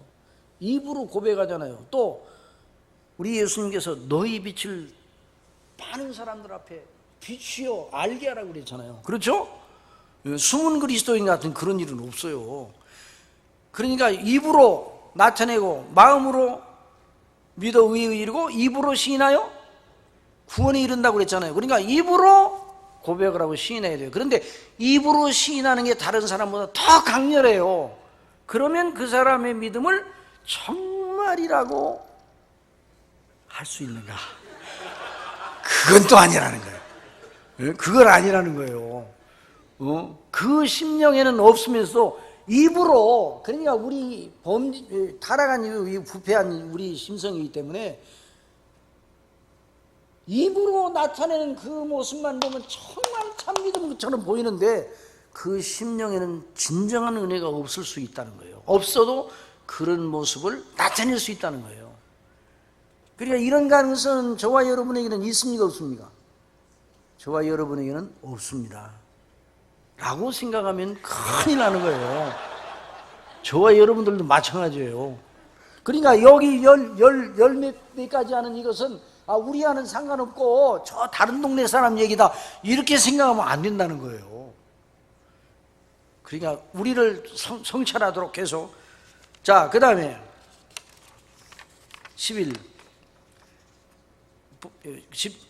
10번째 보세요. 예수님을 위해 호산나 찬미하여 부르짖던 이들이 나중에 어떻게 했어요? 예수님을 십자가에 못 박으라고 또 부르짖었어요. 이런 경우 있잖아요. 자, 11번째, 자신의 체험이 신적이며 자기 상태가 좋다는 확신을 주는 것이 그 정서의 진위를 가리는 표징을, 아주 하나님께로부터 내가 은혜를 너무너무 많이 받았다고 해서 이제 체험하고 간증하잖아요. 그런 간증하는 사람 들으면 그 사람이 진짜 믿음이 아니에요. 우리가 볼 때 진짜 믿음처럼 보이잖아요. 뭐 진짜 믿음일 경우도 있어요. 그런데 아닐 수도 있다는 거죠. 또 우리의 몸이 그건 마치 우리 몸이 나는 건강하다 그랬는데 나중에 보니까 건강치 못해. 그런 경우가 있는 것처럼. 그 다음에요, 겉으로 드러난 신앙적 정서들이 사람들을 감동시키고 마음을 얻었다 해도, 그러니까 나무에게 감동을 일으키는 그런 굉장한 정서를 나타내 보였다 할지라도 그것이 참이라고 단언할 수가 없다. 어떤 이들은 남들로 하여금 저 사람은 참 그리스도인이네 하는 확신을 줄 정도로 외향적으로 주님께 대한 대단한 신앙적 정서를 보여준다. 그렇게 남들을 인도하기를 주저하지 않던 그런 이들이 부흥기가 지나고 나서 그런 모습을 봤어. 참 신앙과는 관계없는 이들로 떨어지는 그런 경우들이 있더라는 거예요. 그는 존 프라빌의 말을 빌러, 이 존 프라빌도 참 훌륭한 그 청교도 설교자입니다. 외식자들로 참된 성도들 속에는 모든 구원하시는 은혜를 흉내내고 있으며 그들 속에서 유사한 역사가 나타나기 때문이다. 마치 요단 나루턱에서 사사 입다의 친구들이 참 이스라엘과 거짓 이스라엘을 구분하기 위해 십볼렛이라는 말을 한번 발음해 보라고 그랬잖아요. 거기서 이제 가려냈잖아요. 그러니까 외향적으로는 다 이스라엘 사람, 참 이스라엘 사람처럼 보이는데 실제는 아닌 경우가 있다 이 말이에요. 실상. 그러니까 그러면 진정한 참된 믿음을 가지는 사람들에게 나타나는 표지는 무엇이냐? 이게 이제 요점이에요. 이게 요점. 아시겠어요? 이게 요점이에요. 자, 신령하고 은혜로운 정서들은 마음에 미치는 신령하고도 초자연적이며 신적인 감화들과 작용들로부터 발생합니다. 쉽게 말해서 성령님의 감동하심으로만 나오는 정서가 참된 정서예요. 그게 참된 믿음인데, 성령님에 의하여 거룩함을 입은 자들은 뭘 가진다고요? 독특한 성품을 가진다. 자, 이게 중요한 거예요. 뭘 가진다고요? 독특한 성품을 가진다는 거예요. 거듭난 사람과 거듭나지 아니한 사람들 사이에는 나무가 좋은 나무와 좋지 않은 나무는 뭘로 알아본다고 그랬어요? 열매로 알아본다고 그랬잖아요. 열매로. 그래서 나쁜 나무도 하기야, 나쁜 나무도 거름을 많이 주고 오랫동안 잘 가꾸고 그렇게 하면 경우에 따라서는 좋은 열매를 맺기도 합니다. 그렇죠? 그럴 일은 없어요. 종자를 바꿔야 돼요. 종자. 생명을 바꿔야 돼요. 생명의 본질을 바꿔야 돼요. 본질을. 그러니까 그리스도 안에 있으면 누구든지 새로운 피조물이라고 그랬잖아요. 그 새로운 피조물, 그의 그 독특한 성품, 독특한 성품의 변화가 거기에서 나오는 정서가 참된 정서라는 거예요. 그게 참 믿음이라는 거예요. 그 사람을 구원하시는 하나님의 역사가 성령님으로 말미암아 그 속에서 일어나기 시작할 때 거기서 그런 역사가 일어나는데, 그것이 어떤 양상으로 일어나는가 보십시다. 종교적인 자연인들도 종교적인 이해와 정서를 가지고 있으나 거듭나지 않은 이들이 가지는 독특한 성품의 차이가 납니다. 여러분, 불교인들이 부처님을 섬기는 그 정성이 지극합니까? 지극하지 않습니다. 너무 지극한 거예요. 그래서 길선주 목사님이 그때부터 새벽 기도를 하자고 그랬다면서요? 교회에서 이분이. 그 불도를 연구하고 따르는 그 스님들은요, 아침에 일찍 일어나서 종을 댕댕 뜨는데, 아이고 참 하나님을 믿는 우리가 이러면 되겠냐. 그때부터 새벽 기도를 하자 그래서 하게 되었다는 그런 얘기를 들었어요. 글쎄 이제 다른 또 학설이 있는지는 몰라도 하여튼 이게 불교인들이 열정적이지 않아요. 열정적입니다. 그러니까 종교적인 정서, 여러분, 사람에게 있어서 가장 강력한 본능이 뭔가? 종교적인 본능이에요. 하나님을 알만한 것이 종교의 씨앗이라고 그랬잖아요. 그 하나님의 의식이요. 그게 이제 갈빈 기독교 광에서 말하는, 거기에서 종교가 나온다는. 근데 종교가, 그 종교의 씨앗이, 그 원리가 타락함으로 잘못된 대로 하나님이 지으신 그 본래 상태를 벗어나서 다른 방향으로 나가서 그렇지. 그러니까 독특한 성품의 차이가 난다는 거예요. 그리고 두 번째, 은혜로운 정서들이 가장 객관적 근거는 하나님께 속한 것들이 지닌 탁월함과 호감을 주는 성질을 가지는 것이다. 그래서요, 이기심이나 자기 애착과 관계되는 게 있는 것이 아니다. 자, 이 말은 무슨 말씀인가니, 여러분 사랑, 이제 이 예를 이제 적당한 예가 되는지는 모르지만 이 예를 돕기 위해서, 자, 사랑한다. 어느 총각이 저 아가씨를 정말로 사랑한다. 그 아가씨에게 있는 여러 가지 좋은 것들이 있어요. 그 좋은 것들을 먼저 사랑합니까? 아가씨를 먼저 사랑합니까? 네? 그 자매를 사랑해요? 자매에게 속한 것들을 사랑해요? 자매에게 속한 것들은 사랑해요, 사랑하지 않아요? 사랑해요, 안 사랑해요? 사랑하죠. 왜 사랑합니까? 자매를 사랑하기 때문에 사랑하는 거예요. 자기 각시가 사랑스러워 이쁘면 저같이 말뚝을 보고 전한다고 그런 얘기잖아요. 응? 그러니까 너무너무 그 사랑스럽기 때문에 그 사랑하는 사람에게 속한 것들이 좋은 거예요. 거기에 대한 정서가 일어나요. 그러니까 신적인 탁월함에 대한 이 말은 뭐야? 하나님의 아름다우심과 그 영화로우심에 반했어 이 사람이야. 그래서 하나님께 속한 것들이 최고예요. 왜? 그 사람 심령 속에 하나님을 아는 총명을 주셨어요. 하나님의 완전하심과 아름다우심을 아는 총명을 주셨어요. 그래서 시편 27편에 보면 내가 평생에 구하였던 한 가지 일 곧 그것을 구하리니 뭐예요?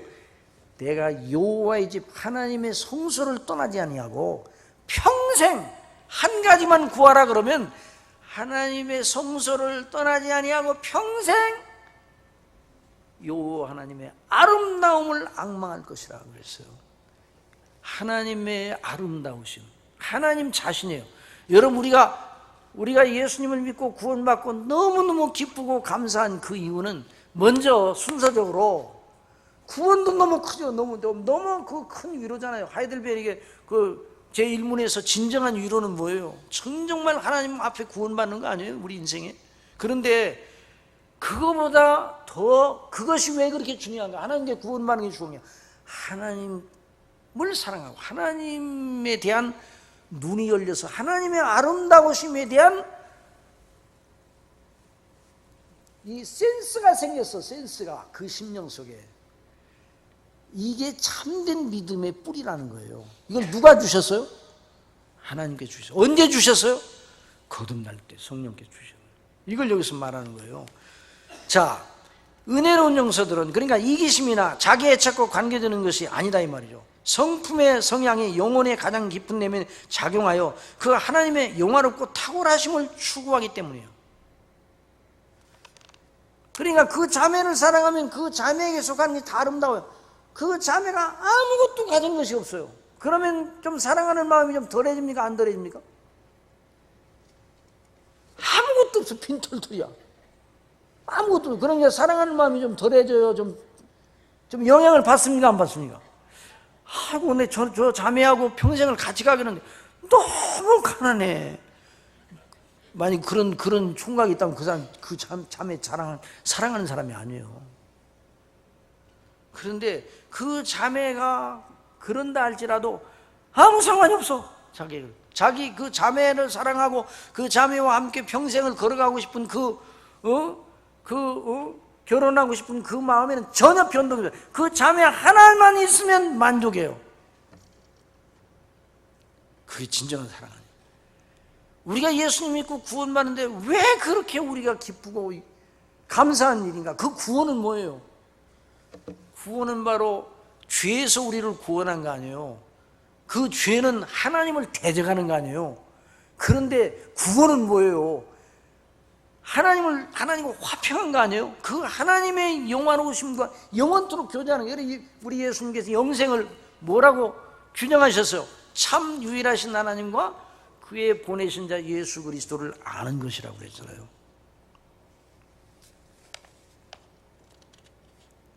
그것이 심령 속에 있어 거기서 나오는 정서가 영광스러운 즐거움이고 거기서 나오는 정서가 진정한 사랑이라는 거예요. 기쁨이라는 거죠. 그 다음에요, 참되고 거룩한 정서는 먼저 신적인 일들의 도덕적 탁월성을 사랑하는 데 있다. 그러니까 하나님이 기뻐하시는 일이 기쁜 거예요. 하나님이 옳다 하시는 일이 옳은 거예요. 뭐가 옳은 겁니까? 하나님이 옳다 하시는 거예요. 하나님의 보시기에 좋은 것이 좋은 거예요.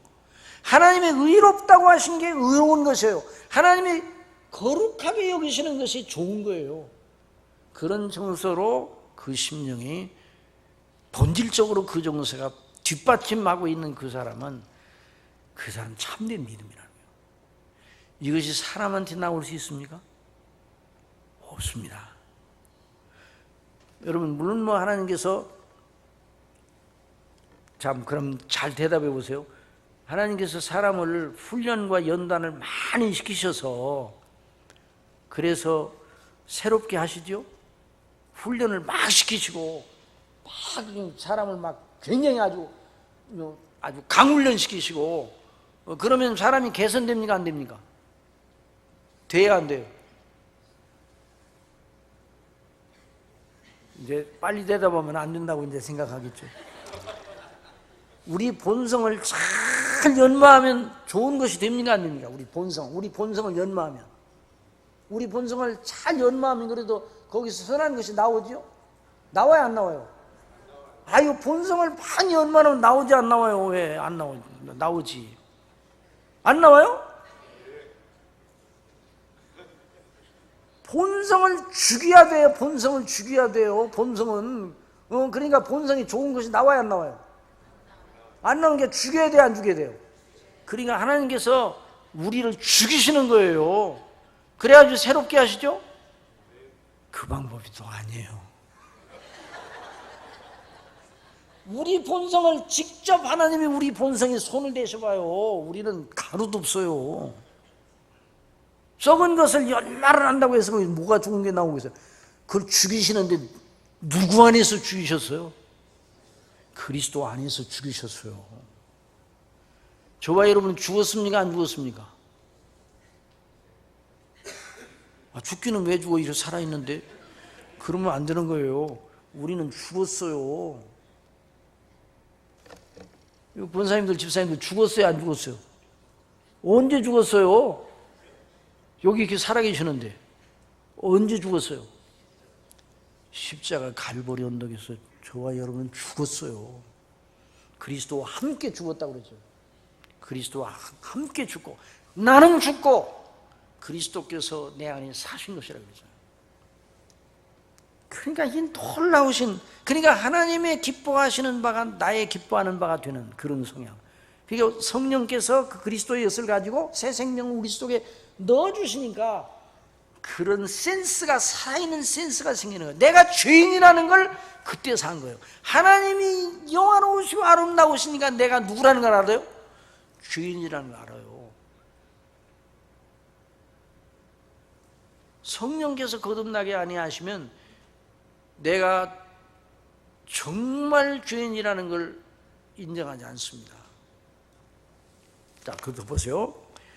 특히 그래서 하나님께서 도덕적인 탁월함, 그런 율법의 선함과 그 계명의 고고함을 알고 그것이 너무너무 옳다는 것을 인정하는 거예요. 그러니까 이 일반적인 도덕의 수준보다 훨씬 높아지는 거죠. 자, 은혜로운 정서들은 하나님께 속한 것들, 신적인 것들은 그런 적절하게 영적으로 이해할 수 있게 하는 조명을 받은 마음, 비추임을 받은 마음이죠. 우리가 그리스도의 그 얼굴에 있는 하나님의 영광을 아는 빛을 주셨다고 그랬잖아요. 참으로 은혜로운 정서들은 신적인 것들의 실제성과 확실성에 대한 판단에서 합리적이고 영적인 확신을 수반한다. 거듭난 성도들의 심령을 조명하시는 성령님의 기름 부으심이 그들로 하여금 지성을 바르게 사용하여 진리에 대한 합리적인 판단을 하기 때문이다. 여러분, 우리가 예수님을 믿는 것은 확실한 것을 붙잡은 겁니까? 확실한 것이라는 그런 확률적인 것을 붙잡은 겁니까? 우리가 예수님을 믿는 것은 그냥 확실한 것을 붙잡은 거예요? 확률적인 걸 붙잡은 거예요? 확실한 걸 붙잡은 거예요. 언제까지 확실해요? 언제까지 진리예요? 영원까지 진리예요. 그러니까 우리가 예수님 믿는 우리가 다 연약하지만 저와 여러분이요 정말 이렇게 위대한 사람들이 이렇게 많아. 정말 예수님 믿는 사람들은 정말 위대한 사람들이에요. 어떻게 이런 결정을 했어요? 정말 놀라운 결정한 거냐 여러분이 예수님 믿기로 한 건? 그래 안 그래요? 어떻게 그렇게 여러분이 위대한 사람이 됐냐고요? 위대하다고, 아까는 죄인이라고 자꾸만 그러니 또 위대하다고 그러고, 성경을 보면요, 죄인이라고 해놓고 또 존귀하게 또 하나 하시거든요. 본질적으로는 진노의 자녀에 있는데, 우리를 그리스도 안에 사랑하셔서 우리를 얼마나 높여주셨는지요. 그러니까 우리의 지성은요, 성령님으로만 조명을 받아서, 권사님이세요? 권사님이시나요? 권사님, 예. 제가 질문 하나 드리겠습니다. 원래 앞에 앉으신 분들이 아리스토텔레스를 아십니까? 플라톤을 아시나요? 칸트를 아시나요?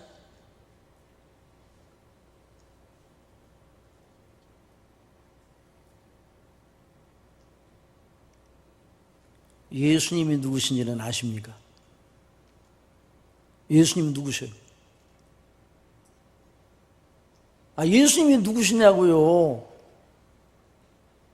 예수님이 하나님의 아들이시고, 예수님이, 권사님이 누구세요? 구주시죠, 구주죠. 예수님이 왜 죽으셨어요? 예? 아니, 그러니까 그 권사님 자신에 대해서 말씀해 보세요. 예수님 왜 죽으셨어요? 예. 권사님 자신을 위해 죽으셨다고요? 그 확실히 믿으세요? 저런 대답을 하시는 준양반은요, 아리스토텔레스나 플라톤보다 위대합니다. 아리스토텔레스나 플라톤은요, 하나님이 살아계신 것도 몰랐어요. 논증을 해서, 유심논증, 논증을 해보니까 꼭 하나님이 살아계셔야 되겠다. 하나님은 아니고 절대자가, 창조주가 또는 조물주가 있어야 되겠다는 논증까지는 갔어요. 근데 그가 누군 줄 알아야지. 그냥 논증만 하고 말았어요.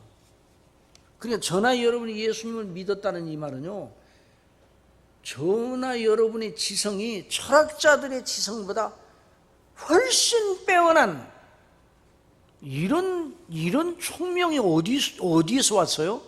성령님으로 말이에요. 그러니까 그 심령 속에 그것이 있는 사람이 그 인격의 정서를 통해서 나타내는 건 전혀 그렇지 않은 사람과는 다르다는 것이죠. 자, 거기 보세요. 참으로 은혜로운 정서들은 신적인 것들의 실제성과 확실성이 된 판단에서 나온 합리적 영적인 확신을 수반한다. 그 다음에 은혜로운 정서는 복음적인 겸손을 수반한다. 겸손. 거듭난 자들은 성령님의 인도하심 속에 성경이 말하는 대로 자기의 주인됨과 그리스도 안에서 베푸신 하나님의 긍휼만이 자기들이 의존하고 자랑할 바임을 아는 겸손을 소유하게 만든다. 왜 겸손합니까? 우리가 자랑할 것이 없어요. 왜? 하나님 앞에 내놓을 것이 하나도 없어요.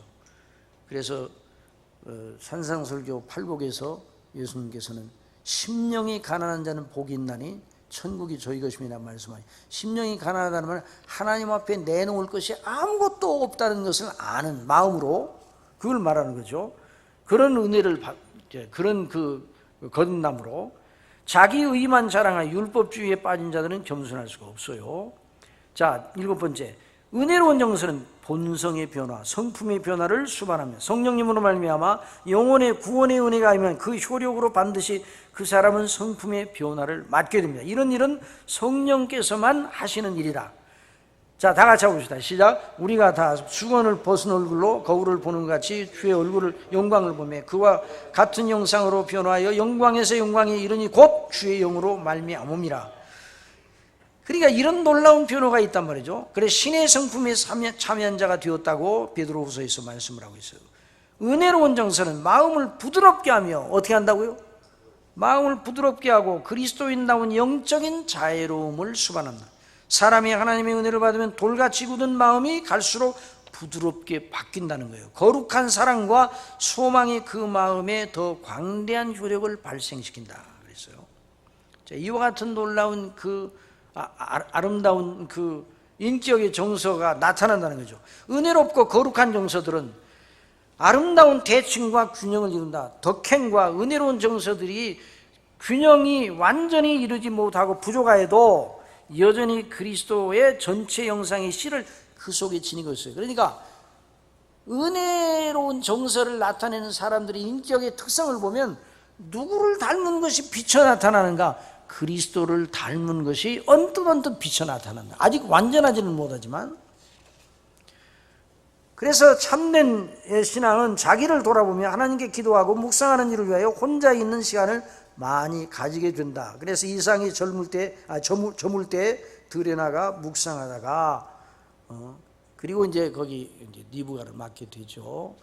자, 묵상을 했다고 그래요. 묵상, 늘 하나님과 자기의 관계를 말씀을 따라 주목하고 늘 하나님의 은혜를 구하고 그래서 기도하는 사람이죠.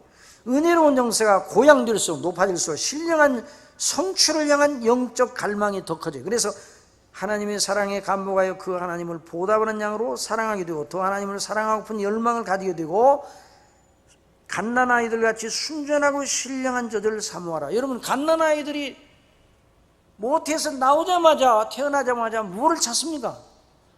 엄마의 젖을 찾는 거예요. 그처럼 신령한 영적인 그런 하나님의 놀라우신 은혜를 말씀의 은혜를 갈망하는 그런 것이 있단 말이죠. 이로 말미암아 구원에 이르도록 자라게 하려 함이라. 너희가 우리가 주의 인자하심을 맛보았으면 그리하라. 이렇게 말씀하셨죠. 자, 은혜롭고 거룩한 정서는, 자, 이게 이제 마지막이에요. 은혜롭고 거룩한 정서들은 그리스도인의 실천하는 삶에 작용하여 반드시 열매를 맺게 한다. 뭘 맺게 한다고요? 열매를 맺게. 그러니까 어디까지 나간다는 거예요? 그 사람이 인격의 실천에까지 나가게 하는 힘을 가지고 있다는 거죠.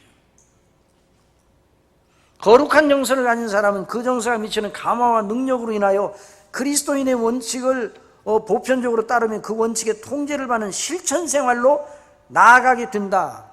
정말 그 사람이 복음에 합당한 삶을 산다고 말하기 위해서는 진지하고도 신앙적이며 경건하며 겸손하며 온유하며 용서해주고 화평스러우며 존경스럽고 겸비하며 자애롭고 긍휼하며 사랑스럽고 덕을 세우는 행실과 성품을 나타내야 된다. 그렇게 말해요. 이게 참된 신앙의 능력이죠. 여러분, 살아있는 나무는 열매를 맺는 데까지 나가잖아요. 살아있는 나무는 그 생명이 있고 그 생명의 풍성한 생명의 능력이 그 속에 있으므로 열매가 맺어지는 거예요. 여러분, 나무에서 열매가 맺어지는 게 기적입니까? 기적이 아닙니까? 기적이에요? 기적이 아니에요? 왜 기적이 아니에요? 생각해봐요. 나무에서 열매가 맺어지는 기적이 아니에요? 저는 기적이라고 생각해요. 세상에 사과나무와 사과와 성질이 같습니까? 같지 않습니까? 하기야 어디 과수원 집에 가서 이제 하룻밤 자는데 그 주인이, 과수원 주인이 이만한 나무 토막을 갖고 왔더라고요. 왜 이걸 갖고 왔습니까? 그랬더니 깎아잡수라고. 이게 뭔데요? 그랬더니 뭔데요? 깎아잡수요? 그러더니 사과나무라는 거예요. 그 사과나무를 깎아먹는 거나 사과 깎아먹는 거나 똑같죠?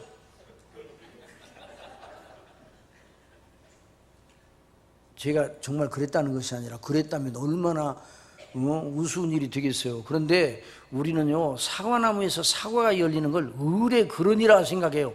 사과나무에서 사과가 열리지 그러면 뭐가 열려요? 그렇게 말하는 사람하고 이제 얘기 안 하려고 그러죠. 여러분, 사과나무에서 사과가 열리는 그 사과꽃이 피고 열매가 맺리는 거, 이게 놀라운 일 아니에요? 그 나무에서 말이에요. 그 나무에서 그 사과가 열리는 그 생명의 그 원리가 있고 또 능력이 있죠. 그 나무가 그 생명의 그 능력이 있어가지고 결국 열매를 맺잖아요. 참 생명이라고. 마찬가지로 우리 인격이 구원받아 성령님의 놀라운 역사로 거듭나서 그리스도로 말미암아 믿음으로 말미암아 의롭다움을 받고 하나님의 그 자녀가 되고 하나님과 화평을 이루고 영적인 생명이 교통, 영생이 우리 속에 있다면 그것이 반드시 뭘로 나타나야 되는가? 그 사람의 삶의 실제, 그 사람의 인격의 변화, 삶의 실제, 행실, 사상과 그 전인적인 것으로 나타나는데 그것이 정서의 열매. 그 정서의 열매는 단순한 감정이 아니라 하나님의 말씀에 순종하는 데 있다. 그 순종하는 걸 최고의 기쁨으로 하는 데까지 나간다는 거예요. 야, 이거 놀라운 일 아니에요? 이 진리가 놀랍습니까? 놀랍지 않습니까? 아니, 맨날 듣던 얘기인데, 그런데 이 듣던 얘기가 중요한 거예요. 정말 놀라운 일이 놀라운 일이에요. 어떻게 우리 심령이 죄로 말미암아 죽었던 심령이 하나님을 기뻐하고 그리스도 안에서 구원받은 은혜를 감격해하고 하나님이 우리를 부르신 부름의 상을 위하여 쫓아가면서 그 하나님의 말씀에 순종하고 계명에 순종하는 것을 최고의 기쁨으로 여기는 그런 정서를 나타내느냐 말이죠. 이걸 그래서 이 조나단 에드워드가 진정한 믿음, 참된 믿음은 그리스도를 구주로 영접하여 자기가 주인인가를 알고 구주로 영접하여 그래서 하나님의 놀라우신 구원의 은혜를 받고 의롭다 하심을 받고 하나님께서 성령께서 역사하셔서 그 속에 하나님의 자녀의 의식을 그 속에 일으키고 이런 사람은 반드시 이런 정서와 실천력을 나타낸다 그렇게 말합니다. 거기까지 나가지 못하면 거짓이라는 거예요. 굉장한 정서적인 열정을 보이는데 말씀에는 순종 안 해. 굉장한 정서적인 열정, 신앙이 그 사람처럼 아주 열심인 사람이 없어요. 그런데 계명에는 순종하지 않아요. 그러면 그게 참된 믿음이라고 할 수 없다는 거예요. 자, 거기 보시죠. 저자가 내린 결론 이제 조금만 남았어요. 그리스도인의 실천과 거룩한 생활, 그것이야말로 신앙을 고백하는 그리스도인의 진실성을 이웃들과 형제들에 나타내는 분명한 표징이다. 참된 믿음으로 거룩하고 은혜로운 정서들을 보이는 이들은 반드시 이웃에 대한 거룩하고 사랑하는 실천을 수반한다 이 말이에요. 그것 없이는 그 정서들이 하나님께로서 온 것이라고 말할 수 없다. 스폴전 목사님 말에서 개혁주의적인 참된 경건은 건전한 교리에 대한 믿음과 실천, 그 교리를 믿음으로 받고 실천하고 말씀에 순종하고 거기서 우러나오는 진정한 은혜에 대한 체험, 이것이 그 참된 경건의 특징이라고 말했는데요. 같은 얘기죠. 성경 그리스도인다운 실천이 그들 자신의 양심에도 은혜의 특이하고도 분명한 증거가 된다고 말하고 있음에 주목하자. 우리가 그의 계명을 지키면 이로써 우리가 그를 아는 줄로 알 것이요. 그래서요, 새 계명을 실천하는 자신의 양심이 자신에게 그 하나님의 은혜가 자기 속에 있음을 확증한다는 거예요. 계명을 지키면 은혜로운 행사와 영혼의 거룩한 행위만이 중요하다는 거예요. 그것이 믿음의 선한 상태와 거룩의 원리를 보여주는 표징입니다. 자, 이로 보건대 신앙적인 정서들의 감정들 자체를 논하려 한 책이 아니라 성령님으로 말미암아 참된 믿음의 정체를 말하고 그것이 결국 복음의 은혜를 따라 실천의 영역까지 전인적 순종과 헌신으로 이어지기까지 하는 능력이라는 걸 이 책을 통해서 밝히고 싶어요. 끝맺는 말, 이와 같이 조나단 에드워드는 참된 믿음, 하나님께로서 난 사람 내면을 주장하시는 성령님의 역사를 따라서 난 신앙적 정서들은 그리스도의 복음의 영광의 필요성과 충분성과 완전성을 믿음으로 말미암는 거룩한 성품의 변화, 순종의 실천의 열매를 동반한다. 저자는 이런 자신의 논점을 위하여 성경 전체에서 그 근거를 제시합니다. 본인이 보기에 이 조나단 에드워드가 이 책을 통하여 말하는 논점은 예수님의 산상설교에서 말하는 것과 일치합니다. 산상설교에서 말하는 걸 확대 설명했다 이렇게 말해주세요. 그래서 우리 주 예수님께서 산상설교 팔복의 말씀에서 거듭나 회심하고 참으로 그리스도를 믿는 참된 경건의 원리, 곧 첫째는 하나님과의 관계, 그래서 팔복을 말씀하잖아요.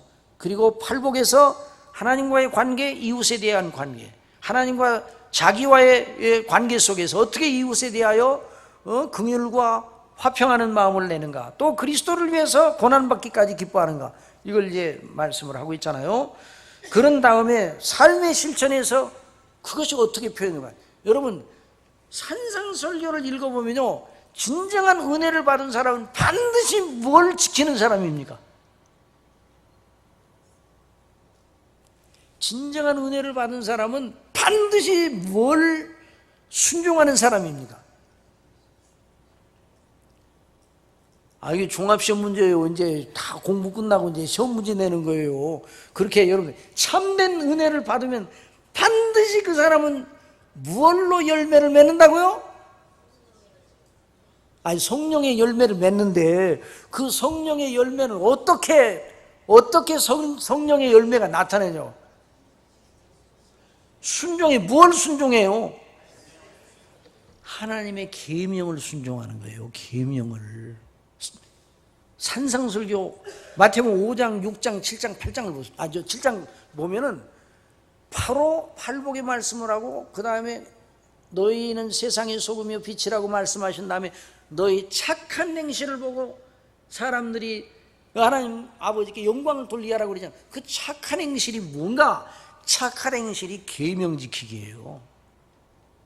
계명. 그래, 율법과 선제를 폐하려 온 줄로 생각하지 말라. 폐하는 것이 완전 개념이라. 그러면서 이 계명 중 지극히 작은 것이라도 무시하지 말라고 그랬잖아요. 그걸 무시하고 그걸 안 가르치면 적은 자로 여긴다고 그랬잖아요. 그리고 난 다음에 계명을 어떻게 지켜야 되느냐? 그래서 십계명의 정신을 가르쳐줘요. 그래서 하나님을 전심을 다해서 사랑하고 이웃을 사랑하는 것이 어떤 것인가를 가르쳐줘요. 그 심령에서, 내면에서. 그러면서 너희 의가 바리새인과 서기관과 의보다 더 낫지 못하면 결단코 천국에 들어가지 못하니. 그러면 의의 열매를 조건으로 해 천국에 들어간다는 말이 아니라 너희가 진정한 그리스도인이라면 바리새인과 서기관이 계명을 지키는 수준보다 더 높은 수준의 계명을 지키기 마련이라는 거예요.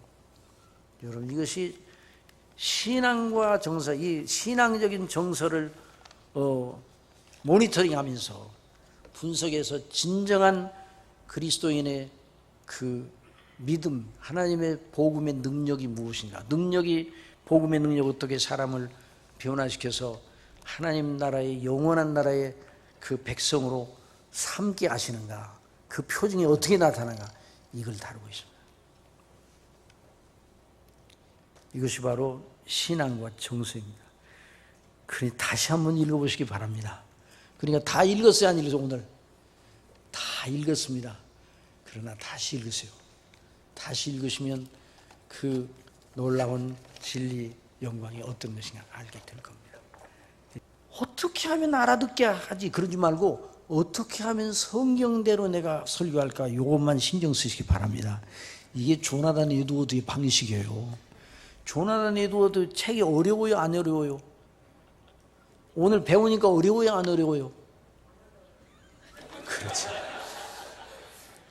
안 어려워요. 그러나 어려워요. 성령님의 인도하심을 따르면 어렵지 않고 인간적인 시각을 가지면요 정말 못 알아듣는 거예요. 그러니까 그 생각 가지고 염려하지 마시고 던지세요. 그러면 성령께서 역사하실 줄 믿습니다.